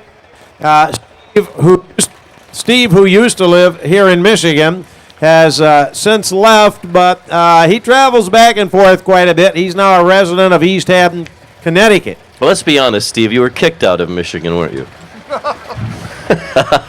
It's the weather, yeah. Let me see here. Charles Minshaw was president of the Standard Wheel Company in Terre Haute, Indiana, and he recruited recent Ross Polytechnic graduate Claude Cox to help him start an automotive division of the Standard Wheel Company. In 1903, Cox came up with a one-cylinder runabout with the engine under the hood. That was pretty advanced for its day. A lot of early cars had their engines under the seat with a dummy front, a French front, as some called it. In 1904, they added a two-cylinder model with a steering wheel and shaft drive. That, too, was pretty advanced. A lot of the early cars were tiller-steered and were chain-driven from the transmission to the rear end, but that early 04 Overland had a shaft drive. This is a 1915 Stearns Knights L4 Touring. This is Gabriel Brandy from Northville, Michigan. This is a beautiful car. Tell them about it, guys. Okay. Frank Stearns came from a wealthy family. His dad was rich enough to build Frank a well-equipped machine shop in their basement, and so Frank kind of tinkered with cars. In 1896, he built his first one when he was 17 years old. In 1898, the F.B. Stearns Company was organized, and in 1901, he built his first car for public consumption. He was playing with cars until then. 50 of those cars in 1901 were built. They had huge six-cylinder engines with a bore and stroke of 6.5 by 7.5, which produced 11 horsepower. I'd love to hear one of those run. In 1902, he introduced a two-cylinder model. Sales continued to increase over the year. The company did well. They were always considered one of America's finest cars, really sort of reflecting Frank's privileged background. The Stearns were really meant for the well-to-do sporting motorist. In 1909, it introduced its distinctive white line radiator, as you can see on the front of this car, and it kept that white line. You can always recognize a Stearns by that, in that era anyway. It applied a patent for that. In 1911, it became America's first automaker to acquire a license for the Knight sleeve valve engines. All Stearns had Knight engines from then on. I know they talked about the Knight engines earlier. I don't know if we need to go into that now or not, in the interest of time. This is the first year for the L4, or Light 4. It was smaller than a regular Stearns and priced a little lower. It was aimed at what Stearns said was Mr. Substantial Citizen, and I assume that meant his pocketbook and not his girth. Frank Stearns retired in 1917, citing poor health. In 1925, a name you've heard before, John North Willis, bought the company, and he kept it separate from Willis Overland. He wanted a higher-priced car in his stable. By 1929, though, poor sales and high prices and the Great Depression ended the Stearns. We have a couple of Renaults here. I only see one at the moment. Dorothy, where's the other one? But it won't start? Okay, they're trying to start the other Renault, but you know, one will do. You guys have had bad luck with cars today. France. Oh. Renaults were built in France, as you know, beginning in 1898. Now, the European industry was way ahead of the American industry in that very early period. Renault initially in 1898 to 1900 built 1- and 2-cylinder cars with the engines based on the famous de Dion design, which was very popular at that time. 1905 saw the first of the 1,100 cubic centimeter 2-cylinder models AG and AX, and we supposedly have one of each here today. These were Renault's best sellers in the pre-World War I period. They made that car for quite a number of years. They sold for around 250 English pounds sterling in 1908. I couldn't find a dollar translation of that. The first 4-cylinder Renaults were built in 1902 and the first 6-cylinder cars in 1908. So Renault was also building very large cars along with these small 2-cylinder machines. In the 1950s, as some of you may remember, Renault attempted to sell the economical 30-horsepower Dauphine in the United States. It was a dismal failure here, and Renault has never enjoyed success in the U.S. market despite a part ownership of American Motors in the late 1970s and 1980s. So that's the reason that Renaults are at the Orphan Car Show. And Renault they are they are no longer imported into the United States, although the company is still very much in business in France and selling cars all over the world, but not in the U.S. This is a brush, and what year is this brush? A 1911. Let me see your name tag there, sir, the one on your seat. That's the one I wanted. This is a 1911 brush Model E Roadster. This is John Forrester from Royal Oak, and before you guys get too far along, I'm going to present John with the Mayor's Choice Award. Oh, my God. Mayor Cheryl Farmer has picked this car as her pick of the day. Wow. She couldn't be here because Mayor Farmer is also Dr. Farmer and St. Joseph Mercy Hospital called. So, but she was kind enough to pick the car, so let's give John a round of applause. Congratulations. Congratulations, John. Gee, that's pretty neat. Narrate here. The Brush Runabout Company was in business from 1907 to 1912 in Detroit. A relatively short period of time, but during that time, they produced a lot of these little brush runabouts. Allinson P. Brush had helped the Lelands design the one-cylinder Cadillac engine, among other achievements. That Cadillac engine beginning in 1903. The Brush Model E Roadster is one cylinder with a front-mounted engine under the hood, produces 10 horsepower, sold for around $500. It has a wooden frame and wooden axles, or at least a wooden front axle, I guess, to be exact, John. Isn't that right? The front, the rear is wood also. Okay. Mr. Brush was backed by Frank Briscoe, the younger brother of Benjamin Briscoe, and as a result, the Brush Company got dragged into this United States Motor Company fiasco, which we talked about earlier, and that ended up really effectively killing off the company. And this is a 1908 Renault. This is the counterpart of the first one that came through, gentlemen. We talked about the models AG and AX. Now this is one. Which one's this, Dorothy? This is the AG. Okay, that's a little bit bigger car, isn't it? Yeah. Is this still the 1100 cc engine or something like that? Yeah. Okay.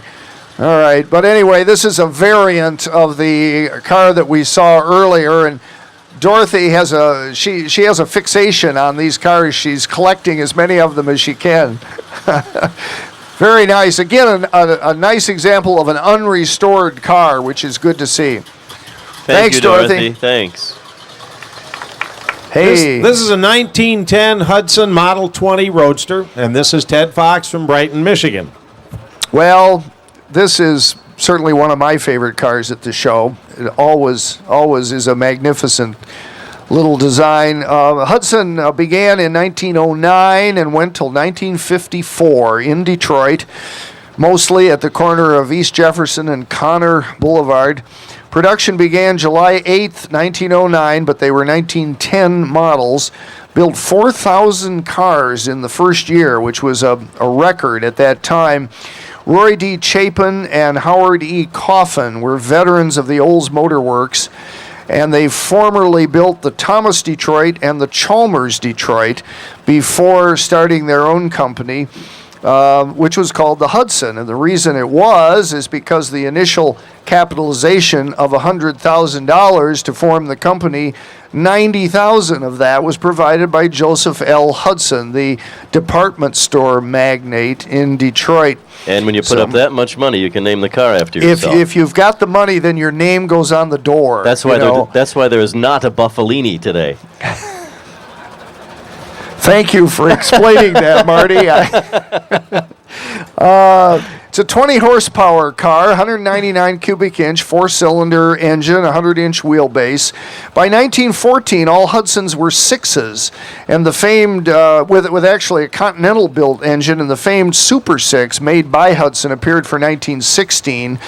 And Hudson, by that time, was definitely one of Detroit's most respected automobile builders. This is a 1911 Regal Model LE Demitano, and of course this is John Grace of Westland. What can you tell us, gentlemen? I told you. Yeah, Marty. quick, it's going to overheat. Marty. Marty. Marty. All right, fine. Hang on. Let's see. We didn't think John was going to show, so we didn't develop any notes. Turn it off, John, so I can talk.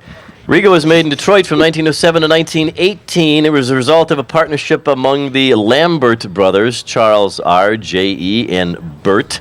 Let's see here. They were makers of brass goods. Apparently that meant plumbing supplies, a fancy term. In 1907, they incorporated the Regal Motor Car Company with a capital stock of $100,000.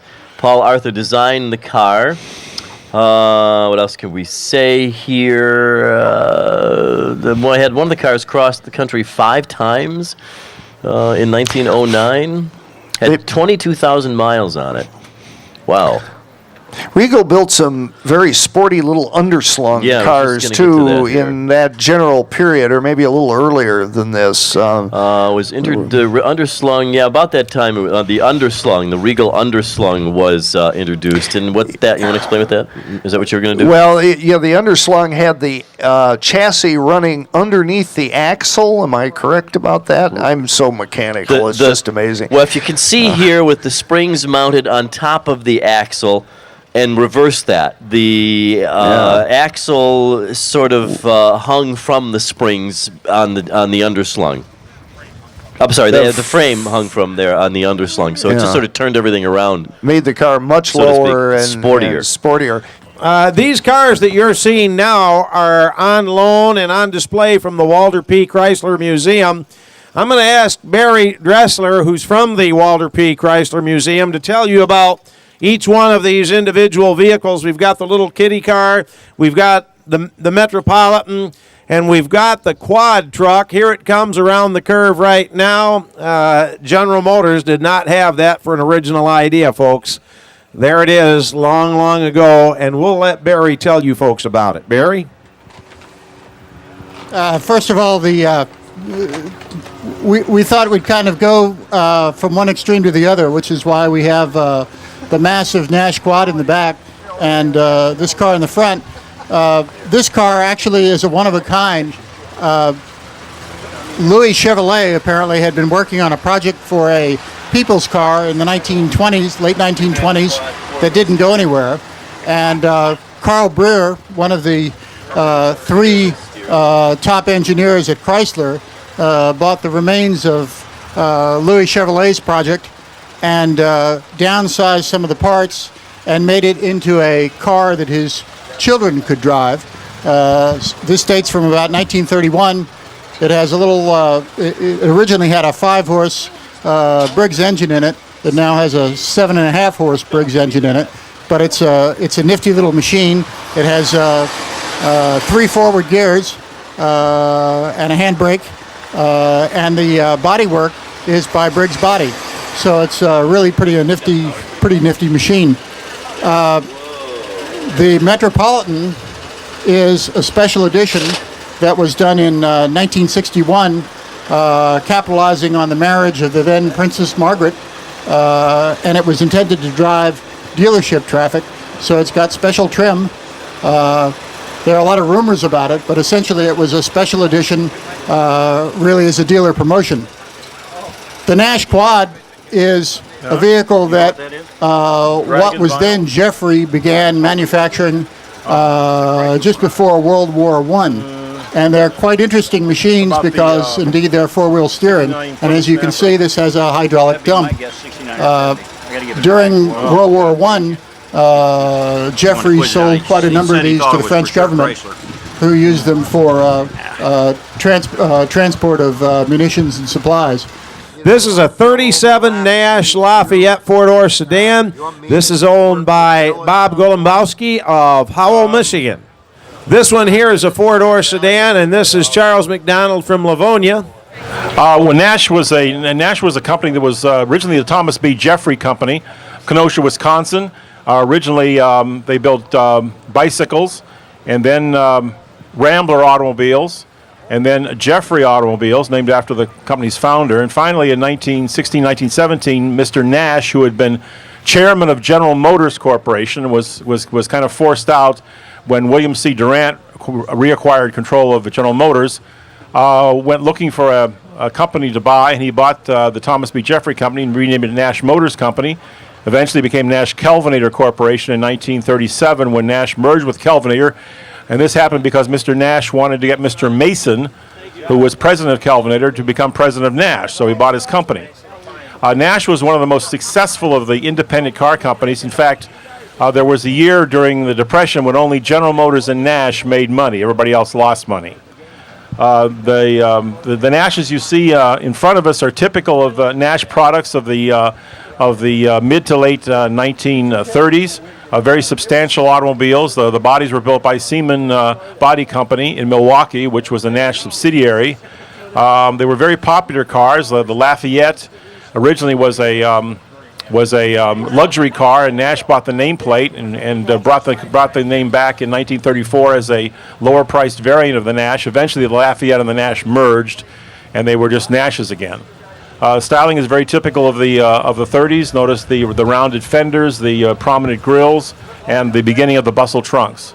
This particular coupe is the 1941 Nash Ambassador. It's owned by Stanley Gautz, and this happens to be a Meadowbrook winner from 2000. This is a 42 Ambassador coupe, and Ken is from Monroe, and I don't think he drives anything, including his everyday driver. It's Nash, Nash, and more Nash, right, Ken? There we go. 1941 was a big year for Nash because they introduced the 600 series with a unitized body construction, something that Nash was one of the first to do, although the Lincoln Zephyr and the Chrysler DeSoto Airflows also had unitized construction, as did the Cord to some degree. But this was their big sales point for many years, unitized construction. Now, the Ambassadors used a unitized body over frame, didn't they, Bill? Yeah, that's correct. It was probably as strong as a car could possibly be because they took the same body from the cowl back and just set it on top of a full frame. So it had a different suspension system in that they didn't have coil springs all around, but you had this almost indestructible body frame combination. And I think, Jeff, you want to tell them where the 600 came from? That was how far you could drive on a tank full of gas, right? Right. They had 600 miles. 20-gallon tank, and they said 30 miles per gallon, so that's where the Nash 600 came from. This 42 model, of course, is very rare. They stopped building cars in around January of 1942 on government order. Notice this car still has all its chrome trim. It's not one of the blackout models. So a 42 Nash is a very rare sight indeed. We've got a 52 Nash Healey Roadster owned by Alan Ruckley. This car is really a slick little sports car that not many people knew Nash produced. Where are you folks from, Alan? Waterford, Michigan. Go ahead and tell us about the cars, Guy. Well, as we mentioned, Mason was the president of the Nash Corporation, and at this time, one time he was on a ship across the ocean. I forget which queen it was, but anyway, he happened to run into Mr. Healey on the boat, and this was in the early stages of America. The sports car phrase was pretty much dominated by the English and a few Italians, but it was the root level of American sports cars about 1951, 52.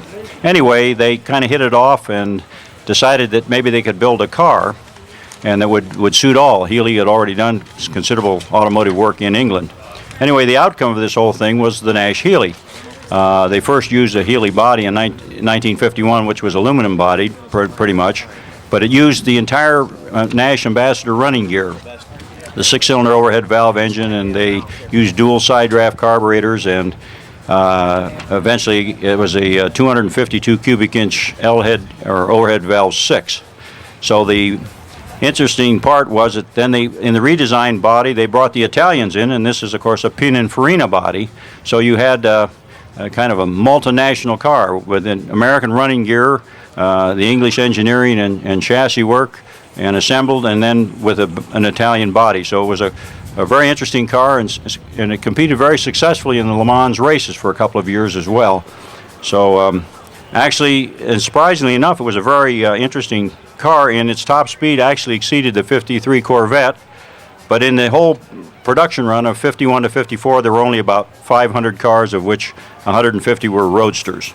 This is a 53 Nash Statesman Club sedan, and of course Bill Wilt is also on our Orphan Car Show Planning Committee. Bill's here every year and brings a car supporting the show. This car, as a matter of fact, is here every year. It's a beauty. This is a 56 Nash Rambler, four-door sedan. This is Mike Mitchell from Commerce Township. And this last one is a 1957 Nash.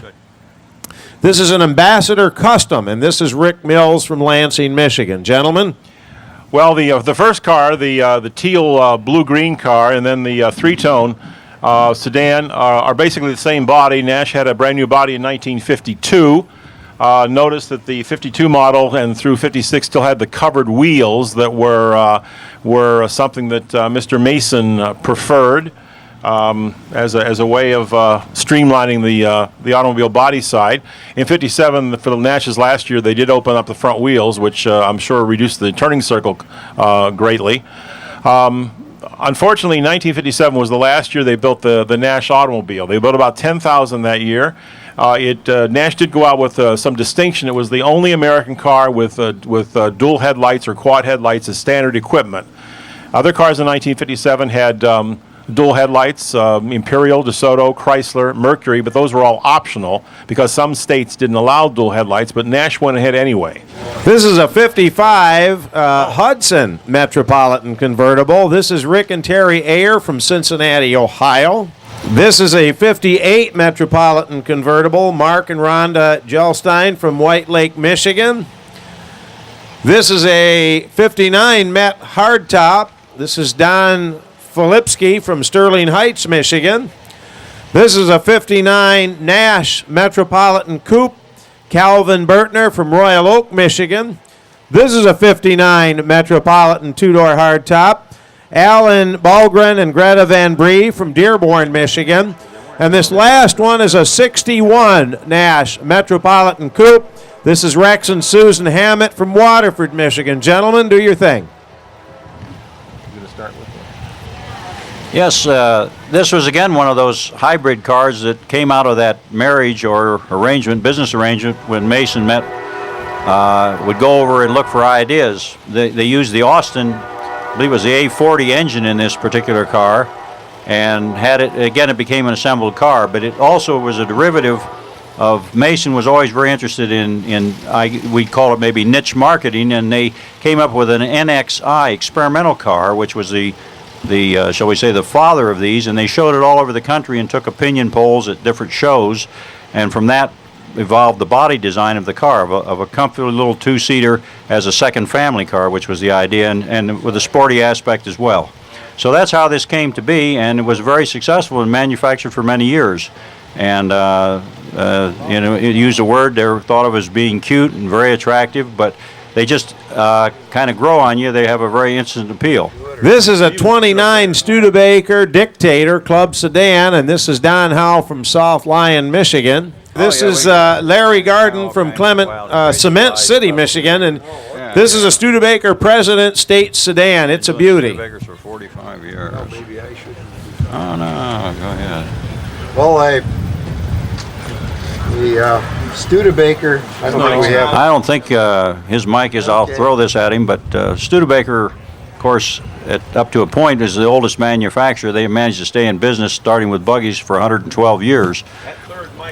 But in essence, we have some of their more popular models here. I didn't catch the particular years here. The one was in early 30s. It's live now. You got it live there? Yep. Go ahead. I'll switch over to. Well, what I was going to point out is you heard about the Dictator and you heard about the President, and the one in the middle was called the Commander. They used leadership type names for their vehicles until 1930s, after 1937, and Hitler and Mussolini sort of made Dictator an undesirable name, and so they stopped and referred to the former Dictator as the Studebaker 6 starting in 1938.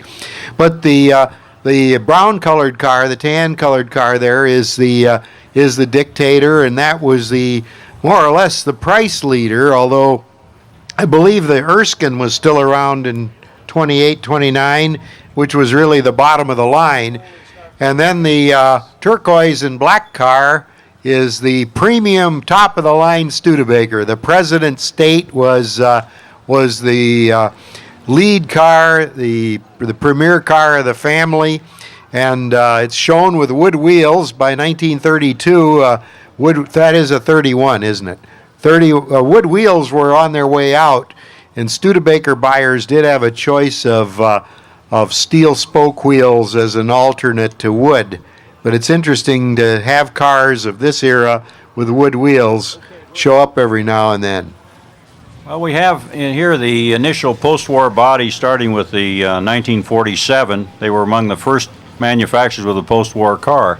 And this was the controversial, it was a Starlight Coupe with the wraparound rear window, which was totally radical at the time and led to the butt of jokes about you couldn't tell which way it was going because it might be going backwards or forwards because of the glass in the car.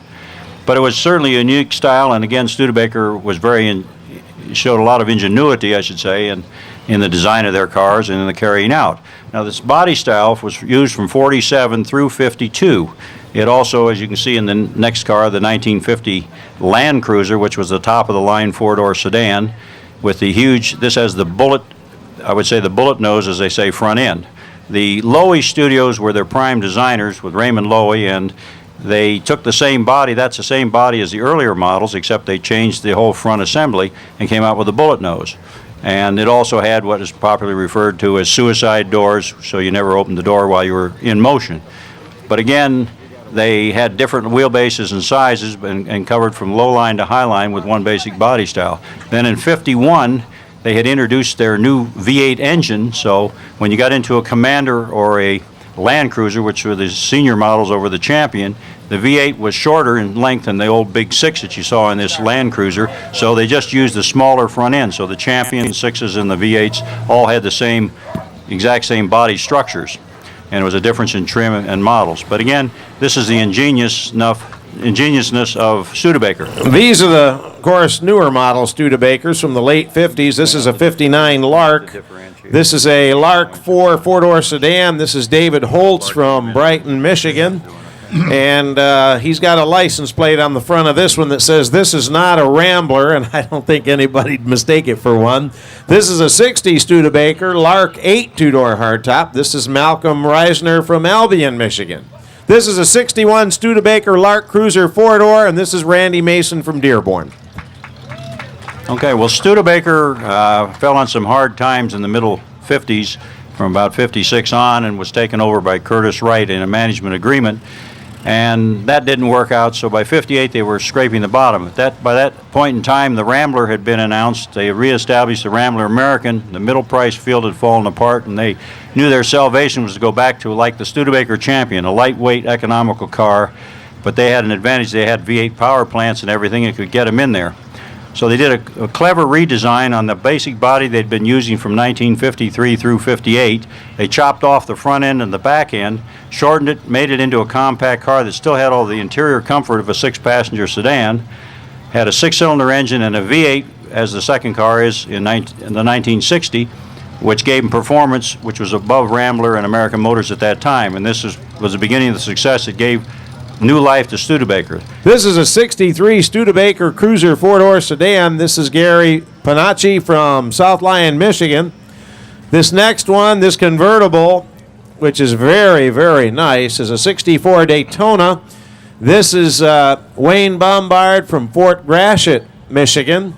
And we'll do one more here before we go into the low-slung models. This is a 65 Studebaker Commander, and this is Richard Catrice from Canton, Michigan. But with these cars, you saw you can see an example of how Studebaker took their existing body shell and tried to bring it up to date with the rest of the industry. By the early 60s, a very formal roofline had begun to be adopted across the industry, and Studebaker could not totally retool their greenhouse, but they did change the upper part of the rear doors, as you see on the green car, and block off the quarters of the roof and used a smaller rear window, which was sort of aligning them with everybody else. They also changed the deck lid and incorporated round tail lamps. By 64, of course, of the convertible, we don't see what happened to the top, but they were able to update the front end and the rear of the car to give it a current, up-to-date look as in keeping with everybody else in the industry. Looks quite a bit like a contemporary Plymouth, in fact. The 64 model year marked the end of Studebaker convertibles and most of the glamorous Studebakers as they retreated to Canada and closed down operations in South Bend. And this maroon sedan is a Canadian assembled Studebaker. That same car was built into 66, and that marked the end of the line. This is a 53 Studebaker Starlight Coupe. This is Jerry Prather from Lapeer, Michigan. We've got another one here. This is a 53 Studebaker Commander Starliner Coupe. Don Everett from Clinton Township. We've got a 53 Champion Coupe. And this one here is a one-owner car. If you can believe this, this is a one-owner car. The Time Warner old-timer was at the one-time Studebaker's marketing research manager, allowing him to visit this car to the assembly line as it was being built. And this is Ray Windecker from Livonia, Michigan, and this car is absolutely beautiful, Ray. Something to really be proud of. We'll go ahead and let you talk about these first three if you want to get started, and then I'll keep them moving, gentlemen. Well, there's something special about the maroon hardtop, or the dark clay-colored two-tone hardtop. This was Harold Vance was the chairman of the Studebaker Corporation and was visiting in Detroit, and the people he was visiting, and they admired the car so much they ordered one just like it, and that's just like the one he was driving. This is this car, and the factory order on the car had a handwritten note that said, "See Special Instructions Vance." So I assume this car was put together with some extra care down there in South Bend. You can go ahead and pull ahead, sir.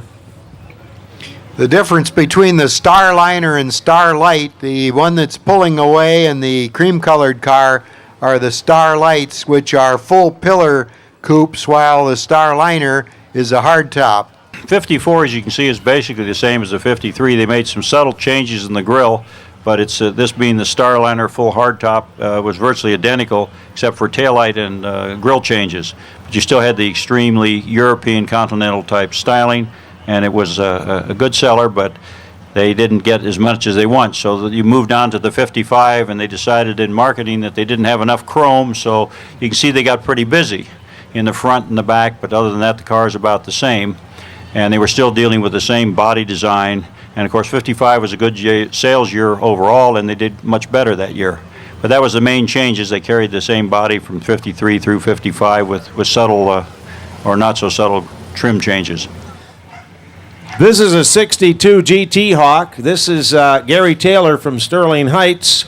I can give them the redesign. And this one here is a 62. This is a GT Hawk.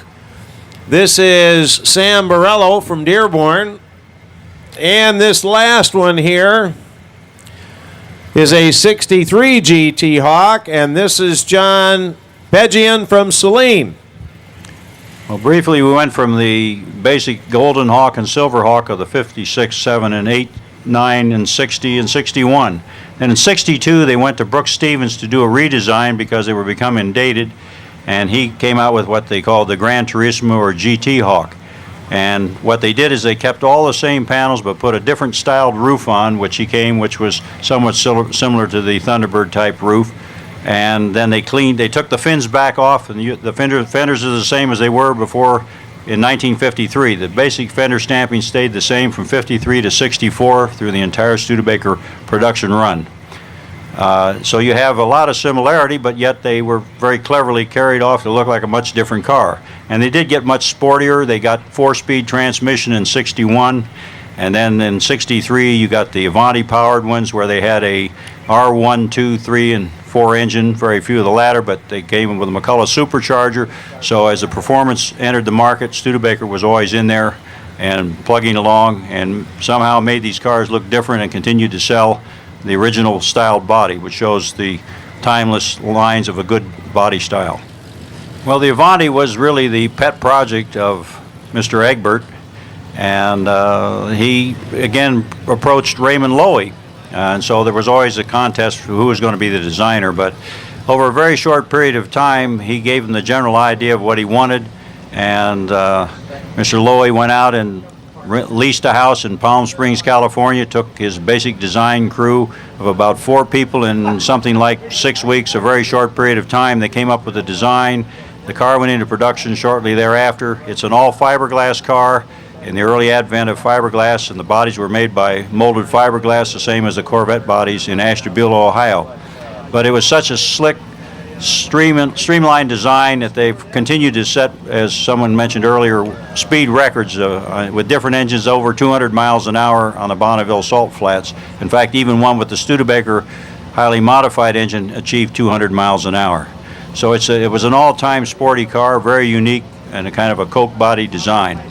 This is a 76 Avante 2, and this is Joe Papai from Bloomfield Township. This is an Avante 2, a 1980. This is Edmund Evans from Bowling Green, Ohio. And this unusual Avante Four-Door here is a 1990. And this is a prototype, VIN number 2. And this is Jim Buckley from Clarkston, Michigan. Gentlemen? Well, the Avante refused to die. It had almost as many lives as a cat. When Studebaker production ceased in South Bend in 1963, their factory dealer there was a gentleman by the name of Nate Altman, and he thought this was a wonderful car and a beautiful car. Long story short, he bought the rights to build the car, since Studebaker had no intentions of doing anything like this once they went to Canada. And by 1965, he got something together and he started to reproduce the car. He bought the bodies and assembled the cars in part of the old Studebaker factory. So Studebaker was still alive through Avante. They carried on with the Avante tradition and continued to build cars in limited numbers, 100 to 200 a year, right up through, I think it was the early 80s. It was then purchased by another gentleman who manufactured them from 83 through 86 as an Avante 2, as they named it. And then the company went into bankruptcy and they got another life and another owner and started out with an 87 and it went on. And finally, the last manufacturing of that chain started with the Four-Door, which was introduced, this being in 1990, at the New York Auto Show. And then it went out of life and existence for 4 or 5 years, and then it was restarted again as Avante Corporation and is still being manufactured in some form down in Villa Rica, Georgia. This is a 47 Studebaker. This is an M5 half-ton. This is Ken McCosh of Hillsdale. And this next one is a 50 Studebaker, and this is, again, from the Paul White collection, the Paul White family from Ann Arbor, Dexter. Well, the prize-winning truck was an example of probably the best-selling series of trucks Studebaker ever built. It bridged World War II, so it was there in 1945 when the post-war demand for trucks rose to a crescendo, and Studebaker sold as many of them as they could possibly build.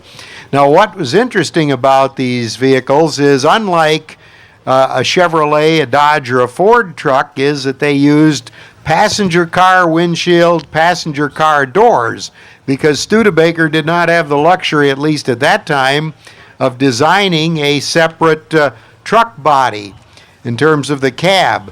The front end styling, of course, blended well with the Studebaker cars, and there was a clear family resemblance.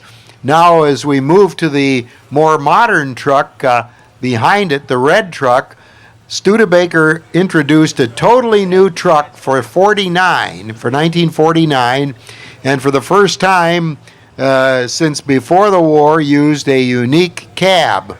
And, of course, the front end sheet metal was revised, and it was also the first truck to have built-in running boards. This little convertible is a 64 Rambler. This is an American 440.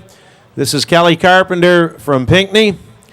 We've got one here that's got New Jersey historic plates on it. This is a 64 Typhoon. This is Ken Roberts from Newton, New Jersey.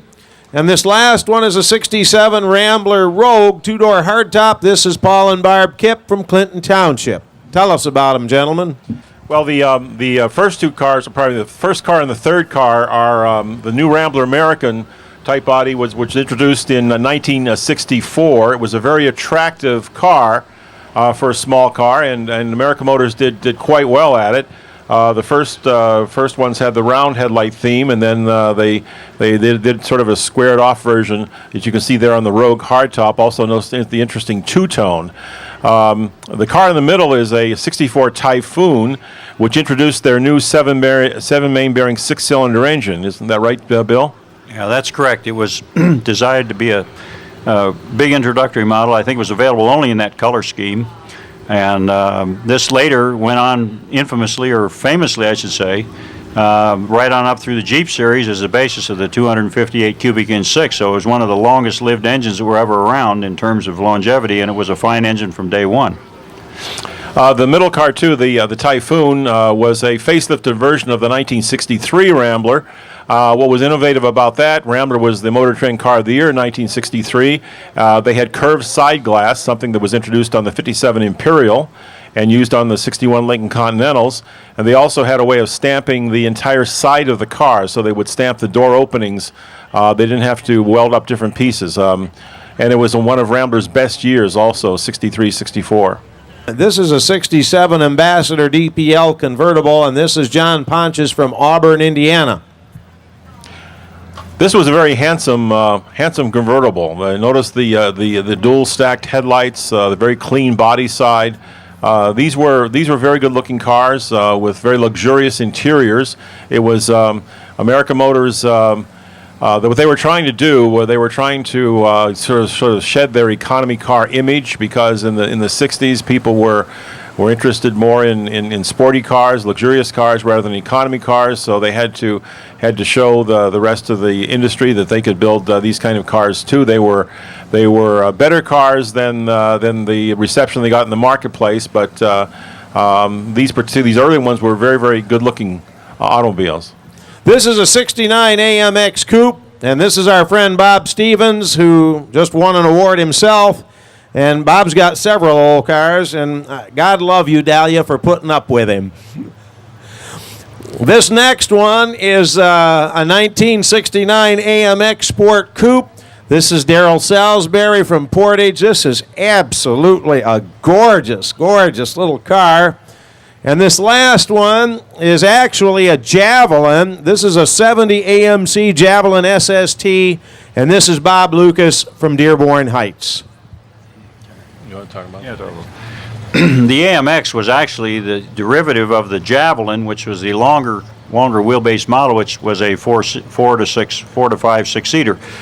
And it was during the advent of the muscle car and the personal car, the Mustang and so forth. And so American Motors was trying to get in on this, as was Chrysler with their Barracuda and so forth. And to get a little sportier, you'll notice a difference between the second and third cars, how much shorter it is. There's no back seat in there because there's not that much room. They just shortened it and cut it way back and munched it in, and had less car and more power, and that was the way to sell cars. And it was a very highly and finely styled car, as you can witness from the lines of the car. And it, I would say, again, was a part of this ongoing image that they had been so successful in the economy field that they had to come out with other cars to prove to the buyer, really, that they could make a powerful car and a performance car and a luxury car. Well, this is a 73 Ambassador Brougham four-door, and this is Glenn and Deborah Mills from Windsor, Ontario. And we've got a Matador, a 78 four-door. This is Dave Robert from Diamonddale, Michigan. Well, continuing this theme toward luxury, you can certainly see here that what they were showing is that they have the long hood and the short back and lots of trim and beautiful interiors, and that was their theme, to get into this performance and luxury. And it was a fine car. I can remember even renting some of these Matadors from the rental agencies. They got it out. They were trying to get the car out to the public, but I think that as the market was continually changing, in spite of what a fine car these were, they didn't get enough volume, and again they would return and recycle and get into whatever mode it was to sell more cars. But these are a very distinct car. I remember they had an advertising medium that said, "What's a Matador?" And it was a very impressive campaign. And I think a lot of people found out, but as often happens with orphans, not enough people bought that found out, so we ended up having more orphans. The Hornet was a very attractive car when it came out. It was based on an American Motors show car, I believe, called the Citation. With front and rear bumpers the same. It was a very handsome car, and it was a car that American Motors used for a long time in various iterations. The station wagon was one. They had one called the Sportabout. They cut it in half, called it a Gremlin. They were very clever in what to do with this particular body side. What was nice about the body side is that it just had nice big wheel openings, very simple design, some wheel flares, a very nice body section. It was a very pleasant looking car. This last in a series of the AMC class is an 87 Renault Alliance convertible. This is Paul and Bev Henry from Burr Oak, Michigan. Well, this was kind of getting near the end of the American Motors. I believe at this time the French had bought in very heavily through Renault, and the Alliance was a very successful car, and of course this is probably the prime example in having the convertible. That was, as I recall, that was near the end of the line when they came out with the convertible, and it was unfortunate, I think, because the car had been in production many years before. It was a little bit too late, or too little too late, in having something more attractive and more available.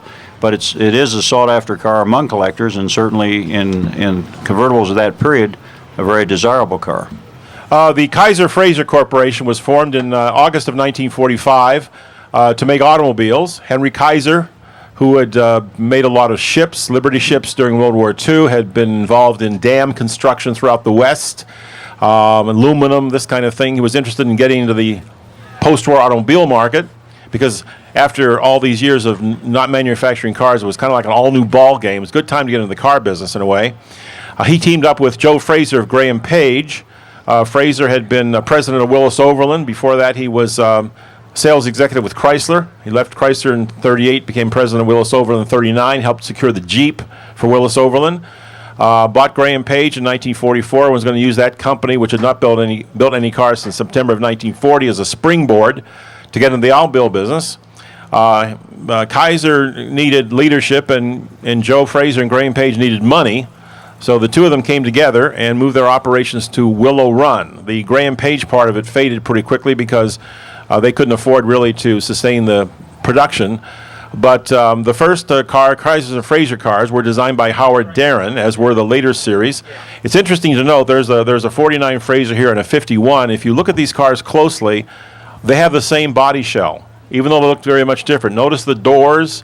Front and rear doors are the same. The roofs are the same. The windshields are the same. The backlights are the same. But the difference is the front end on the blue car, the difference in the fenders, the hood, the very interesting grille design, very, very different.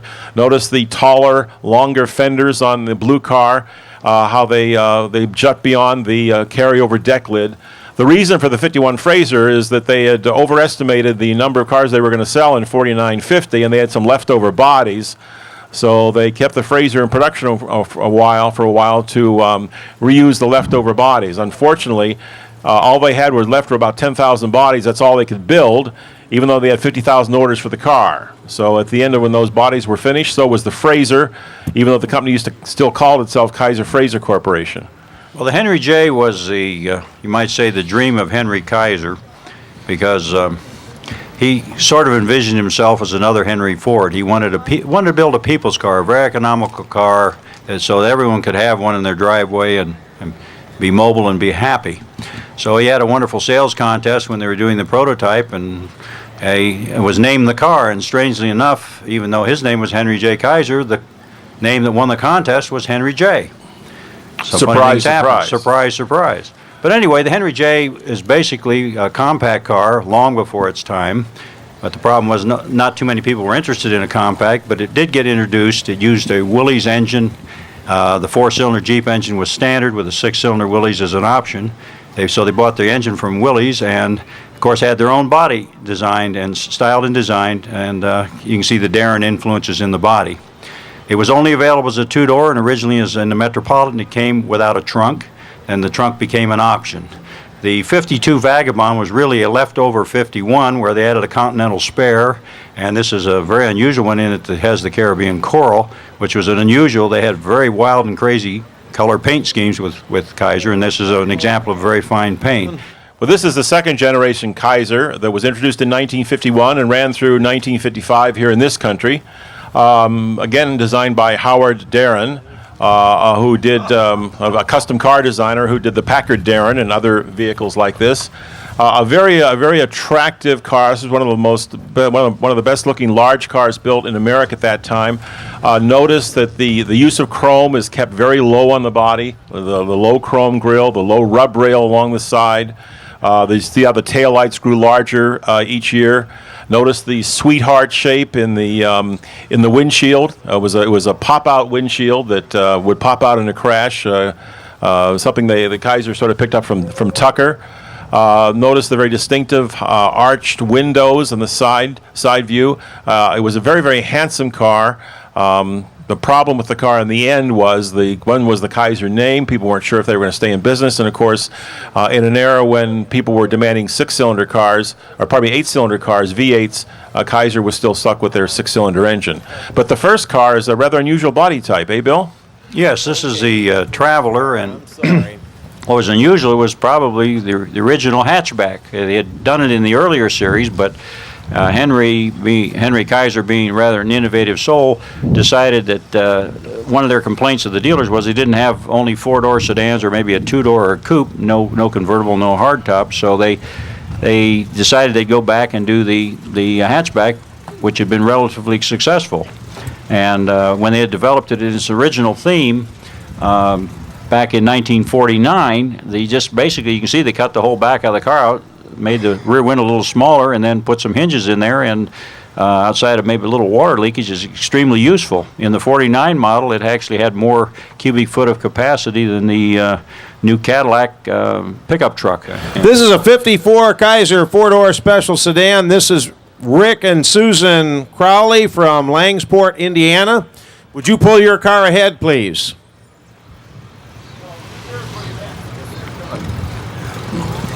And this is a 54 Manhattan 4-door. This is John Nagel from Allen Park. Kaiser had a rather ambitious redesign for 1954. You can see the new headlight bezels and the new grille, concave grille, which was something like the Buick Wildcat show car. I understand that Buick was going to do something similar until they found out that Kaiser had beaten them to the punch. You'll notice the very neat tail lights in these cars, that the red lens extends way up into the fender, and that all would glow at night. Very, very attractive. The Kaiser Special, it's called an early special because these were 1953 bodies. In 1953, the General Motors Livonia hydromatic plant burned, and General Motors bought the Kaiser Fraser plant at Willow Run, and this is the time when Kaiser Fraser bought Willis Overland, and so Kaiser production was moved to Toledo for 1954. The early Kaisers used leftover 53 bodies with the narrower backlight. You can see on the blue car, you can see the wraparound backlight, the 3-piece wraparound backlight that the normal 54 Kaisers had on the Manhattan. They're, again, very attractive cars. The Manhattans in 1954 had a supercharged engine, 6-cylinder engine, but again, what was really needed was a V8. All of the Darrens were built in a little plant they had in Jackson, Michigan, where they built many of their show cars and special factory cars. But this particular car was, I'd say, the brainchild of Dutch Darren. There were several influences, Darren and Brooks Stevens as well, that encouraged him to do something exciting with the Henry J frame. This is basically a Henry J running gear under here. So they finally did get it together, and they used the modified Henry J frame. They put the Willys F-head engine in, which got them 90 horsepower. And anyway, it was a sporty boulevard type car. Very unique in the fact that it's all fiberglass, a very early fiberglass, almost preceded the Corvette, but at least the same vintage. It also has a most unusual feature of any production car, that got into production in this country. It has a sliding doors. Yeah. Open the door, please, if you can. Yeah, if you can. In other words, there is no door opening, and you'll never get a nicked door. You'll never nick anybody's door with this car. This is a 1930 Bugatti. This is Gene Silverman from Ann Arbor. Gene, tell us about your car. It's a Type 40 4-cylinder. This is Type 40 4-cylinder Bugatti, 1,500 cc's. This is one of the least expensive ones as opposed to the Type 41, which Tom Monahan had an example of that sold for multi-million dollars. But I'd still race him to Chicago, because mine might make it and his for sure wouldn't. A 1949 English Ford Anglia two-door. This is Doug and Marlene Monroe from Kinmount, Ontario, Canada. Maybe we can again ask the owner to say something about his car. What good are you guys? Anyway, Yeah, that's right. I'm telling Yeah. ya. Okay, if it's not a Studebaker, come on, Bill. It's a Ford. 49 Ford Anglia, 4-cylinder, 1172 cc, flathead, 3-speed. Okay. Now we know. Imported from England. Very standard, very basic. No water pump, no gauges, just an amp and a fuel gauge, speedometer, no headlight indicators, no interior light. Very basic car. 1966. Chaperon Convertible. France. And what is your name? Philippe Devin. Welcome, Philip. This is a 72 Citroen. This is Gabriel Bandy from Northville, Michigan. This is a 72. And this one is usually here every year. This is also Peter Bandy from Taylor, Michigan. This is a great car. And this last one is a 73. Boy, the body style sure didn't change much. This is Lynn Gervaisi from, well, I'll tell you what. This car is from West Virginia, but I'll let Lynn pronounce her own name. Gervais. Gervais. Okay. Tell us, guys. Well, basically, the Citroen being the, shall we say, one of the best national cars of the French, was a very unique car in that it was introduced, I remember, back in the 50s or early 60s as an ID19. It's a full hydraulic car. Everything's hydraulic, and they can raise them up and lower them down with a switch, and had a very unique and soft yet very controllable ride. In fact, you'll notice the convertible doing a little exercise for us with the front or the back going up. And you want to change the tire, you raise the back and so forth. But everything, it was certainly unique and lasted over many years. Then the two coupes at the back, of course, were the sportier models. And I think in the later days, I'm not sure what year, did they use a V8 engine. Is that correct? No? Maserati engine. Maserati engine, but not a V8. Okay, we've got a 72 AC 428 frau-bodied coupe. This is Nub Turner from Ann Arbor. Tell us about this unusual sports car. If you would ask the owner again. We'll ask the owner. This is a... Tell us about your car, sir. Tell us who you are and where you're from first. Nub Turner from Ann Arbor. After AC made the 427 Cobras, which everybody's pretty familiar with, they took the 427 chassis, stretched it 6 inches, sent the chassis to Italy, put the body on, back to England. They put in the 428 Ford engine, and they built about 40 some of these. 12 of them were left-hand drive. What's top speed on this car? Well, it ought to be between 150 and plus, you know. These are Izettas, and this man doesn't have a name tag. Here it is, a 57 BMW Isetta 300 Coupe.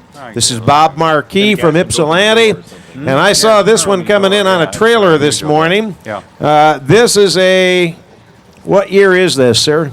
This is a 58, and where are you from? From Plymouth, and what's your name? Greg Petrovich. Greg Petrovich. Gentlemen, tell us about these Izettas. Well, I guess this is when, in the early post-war period, when BMW was getting back into the car business, and this was, I guess, one of their more initial offerings, and it's totally unique. It's, I guess, among collectors called, I think it's a micro car. Is that correct? Anyway, they have this wonderful front opening door, so you don't ever want to have a rear end anybody, or you'll be there a long time. And it also, yeah, that's right. That's Must be why they had the sunroof. Yeah, that's why they all came with sunroofs, so there was a way out. But it appears almost that it might be a three-wheeler, but it's not. It is a four-wheeler with very narrow rear tread in the back. And they're very, very popular and actually were quite roadable for this type of vehicle. And certainly unique. I don't know any other car where you can say, step into my car, and you really mean step into my car. Now, here we've got a 1960 Panhard, a PL17 convertible. This is Ken Nelson from Southfield. This is a 60 Panhard, Dana Z16 four-door, and this is Ken Nelson of Southfield. This is a Panhard. Again, this is where else are you going to see these kind of cars other than the Ypsilanti Orphan Car Show? I think that these are the first Panhards that we've had here. since the beginning of the show. And again, where else are you going to see these kind of cars? I was just amazed to see them here. The Panhard was the product of Panhard and Lavoisier, I think the Europe's earliest car manufacturer. Panhard was taken over by Citroën in the late 50s, early 60s, and around 66 or 67 they discontinued production of the Panhard car, but Panhard and Lavoisier still makes military vehicles for the French Army. The sedan was introduced in this particular body style around 1949-50. Originally it had aluminum body, very aerodynamic. There was a lot of thought given to the shape of the vehicle, the shape of the car. Both these cars have two-cylinder, four-stroke engines. Again, where are you going to see these kinds of cars except at the Ypsilanti Orphan Car Show? A Skoda and a Trabant. The Skoda was built in the Czech Republic. That was then Czechoslovakia. Skoda was an old established manufacturer. Don't know too much about the vehicle, but I do know that Skoda was acquired by Volkswagen, about 10 years ago, something like that. And now Skoda is a very well respected brand in Europe because Volkswagen has taken over the manufacture. I believe it's still made in the Czech Republic, I believe, and the people look at that as a brand where you can get Volkswagen quality for a little bit less. But maybe you can tell us a little bit more about your sedan. Well, if you want, he's got a sign right here on the window, Jeff. It says, although almost unknown in the United States, they've been making automobiles since 1906. It's in the country of the Czech Republic, former Czechoslovakia, up until the 1000 series was introduced in 1964. All the Skodas had been conventional front engine, rear drive. The new series of 1000s changed all that with a rear-mounted, water-cooled inline four-cylinder engine featuring an alloy block. The transaxle is a 4-speed with an aluminum case. The series of autos was additionally made in coupe form and remained in production with updates until 1989. Skoda still makes cars today, now in part of the Volkswagen empire since 1995. We imported this 1966 model in the year 2000 from Berlin, Germany. No other operational examples are known in the United States. That's why I've never seen one before, and it's a real treat to see one here. Now, the Trabant was built in East Germany. It was kind of the car, if you wanted a car in East Germany when it was controlled by the communists, this is what you got, if you were lucky. It was a two-cycle engine, is that right, sir? Two-cycle engine, and they were, as you can see what's coming out of the tailpipe, they were somewhat heavy polluters. In fact, when the East and West Germany got together in 1990, and people started driving their Trabants over to West Germany, the West Germans weren't very happy about this because they considered these little cars polluters. We've got a 67 Amphicar. This is Ray Handloser from Brooklyn, Michigan, and we've certainly seen this car before. It's a beauty. This one is a 62, and this, of course, is Mark Amsdell from Dexter. Mark has done most of the furnace work at the Ypsilanti Museum, the car museum. So Mark is no stranger to us. Tell us about these cars. Well, this is, man is always trying to make multi-purpose things, and this is a wonderful example where they did succeed in making a car into a boat or vice versa. It's a very active, loyal club, and it's trying to remember where it was manufactured. Jeff, do you remember? It's in Germany, right? Germany, right? Berlin? Yeah. Okay. Well, anyway, the idea of having a car, and they tried to make cars into airplanes and never succeeded. They hang wings on them. Yeah, one that worked. But anyway, this was very successful, and you'll see them motoring around. In many years when we've had not such nice weather, we wish we had one of these to go down the little river here. But I guess it's unique in that you can drive it, and the seals, I understand as long as the seals work well, there are no problems. We got a 67 Sunbeam Alpine 4 Roadster. This is Frank Marcus from Royal Oak. When I was in college, a friend of mine had one of these. It was the Tiger with a 289 Ford engine in it, or was it a 260? I don't know about these sports cars. Yeah, I'll tell you a little bit. 260. Come ahead, sir. Yeah, get a little bit there. This is a 75 Triumph Spitfire. This is George Hess from Canton. This is a 75 MG Midget. This is Bill Hardy from Willis. And we'll just do these three for now. Would you like me to hand the microphones to the drivers, or what would you like? We'll give you a little idea. The Sunbeam, of course, was Roots Motors, and it was a very well-designed sports car, and then, of course, probably more well-known, as you mentioned, as a Tiger. But there was nothing wrong in the terms of this being purely British with a good four-cylinder power plant, the Sunbeam power plant, to be exact. Moving into the Triumph, this was I can't decide what generation it was, but it was well upscale into the independent rear suspension and a much more modern than the original TR2s, TR3s, and so forth. A very roadable car, and has a nice hood arrangement that you can actually get to the whole hood, but it's well styled. I believe it was Italian styled, if I can remember. Michelotti, yes. And then with the MG, we have sort of beginning toward the end of the era. This originally came out as a Bug-Eye Sprite, and then it became a midget, and at this point in life it adopted the American rubber baby safety bumpers, which kind of made it a little difficult, but it was near the end of an era, but it's certainly a fundamental British sports car, which started the whole thing, was still carrying on through the 70s. Well, I know you go, we all go, soon.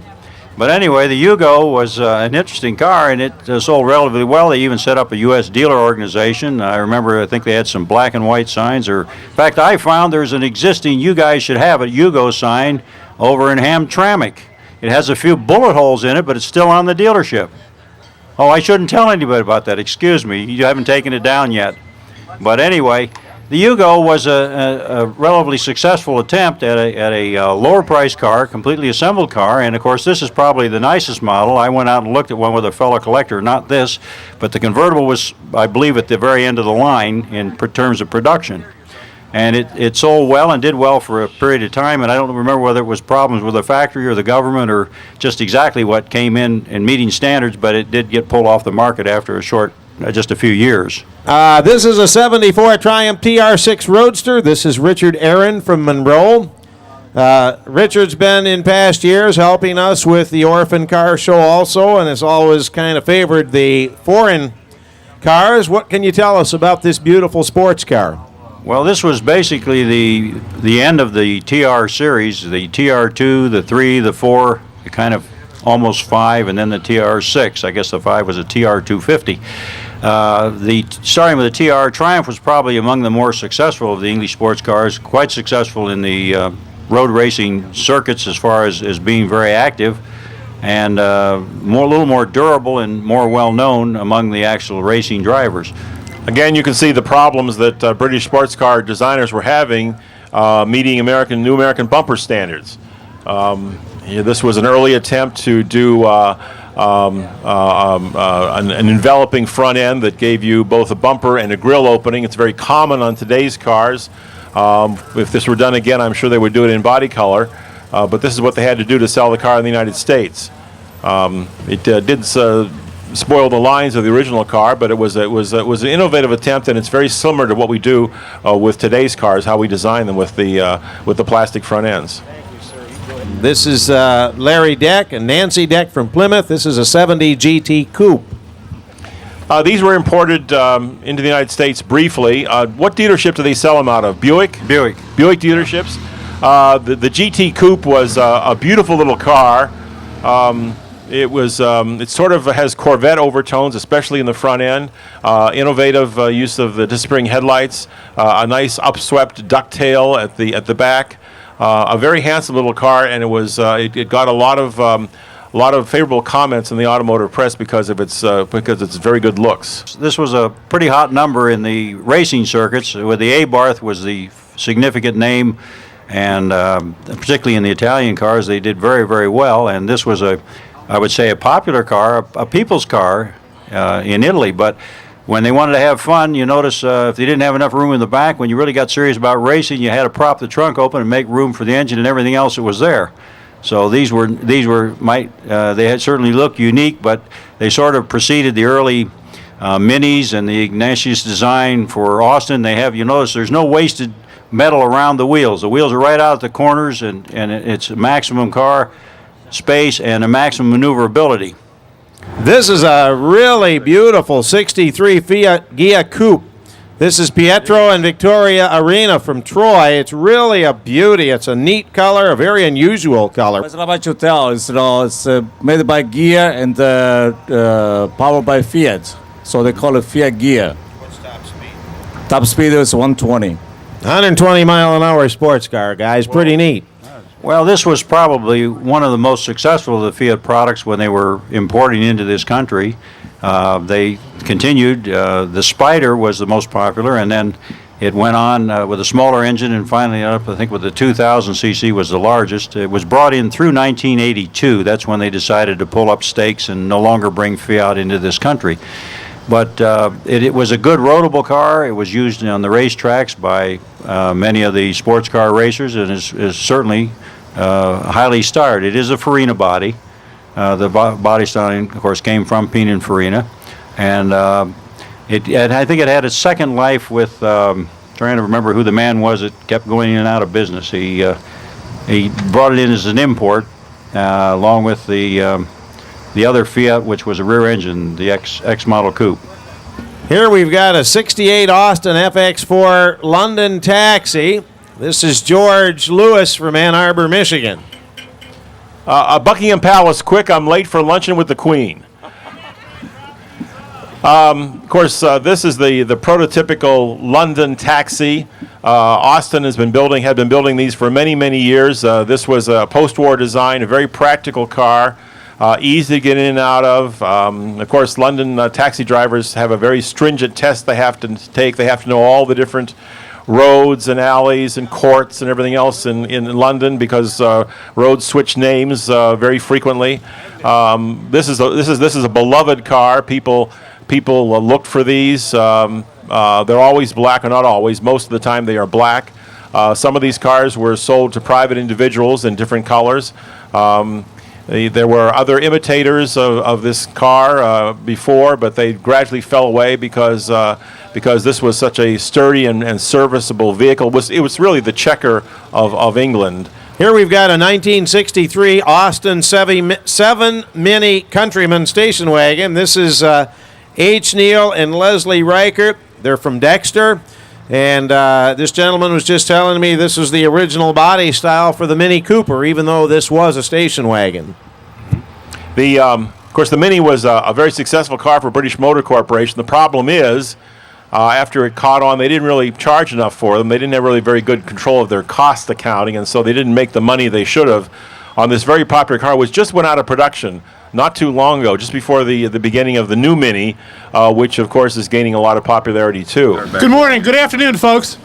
My name is Jim Coleman, as he announced. I am the National President of Cushman Club of America.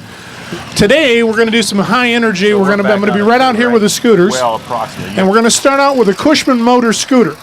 This scooter came into the marketplace in 1936. It was the most successful motor scooter in American history. It was produced right up through 1965. This is a Cushman that was built to go to war. There was visions of the 101st Airborne and the 82nd Airborne being dropped with these scooters into Germany, into France, for the invasion of D-Day. This bike is owned by Dan and Susie Fraser of Jackson, Michigan. It's equipped with what was known as an optional sidecar. When this bike came out in 1948 after World War II, there was a big shortage of vehicles. We had used up all the cars during the war, and cars were hard to come by, so the scooter market filled in. In the open frame series, this is a very rare machine. This is a 1958 Cushman Highlander. It was produced 1 year. The bike you have in front of you is a 1957 Cushman pacemaker. Now, there's one right behind it that I'm also going to be talking about, but I'm going to go over this one. This one was owned by Mike and Colleen Neiford of Trenton, Michigan. It came in two ways. It came either in a 5-horse junior, or it came in an 8-horse 2-speed. Okay, now I brought another one up here, and he's shutting it off for you. In 1957, this bike was the future of Cushman. They designed this bike for the competition they assumed was coming from the Orient. Ladies and gentlemen, I'd like to present Mr. Larry Edmondson from Flat Rock, Michigan. The machine he's sitting on is very rare. In the 60s, late 50s, early 60s, Cushman saw a need to bring out a trail machine. The Bridgestones, the Hondas, the Suzukis, the Yamahas, the Tohatsus that were all coming from Asia all had a dirt version, and Cushman wanted to be right there with them. What we've got in front of us is the second year of the transition to the telescopic front end. You remember the barrel springs that I was showing you?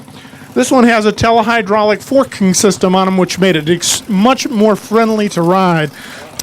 And he's riding a 1962 Super Silver Eagle. They powerized the frame, which means they set it in rubber, set the engine in rubber, and this became the new standard for motor scooters.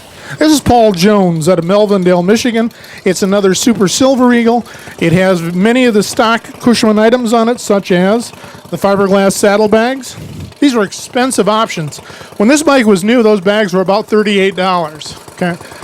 The bike you're looking at in front of you is a 1975 Penton race bike. It was a very competitive bike. Back in the 70s and early 70s and late 60s, motorcycle racing of this type really took off. Ladies and gentlemen, this is a Salisbury. It was first introduced in 1935, and it went out of business in 1949. It had a 6-horsepower engine and about 35 miles an hour. This is done 70 already. Done 70? Have you got a sale? This is, again, a Salisbury. And it is a 1949, absolutely the last year it was manufactured. It's an outstanding representation. Back then, carrying a spare tire became very important. Okay, you don't see spare tires carried on motorcycles or motor scooters. Cushman really made, besides scooters, they made Cushman Industrials. The one you have in front of you is a 1970 Cushman Industrial. It's powered by a 2-cylinder air-cooled motor. It has a reverse and 3-speed forward.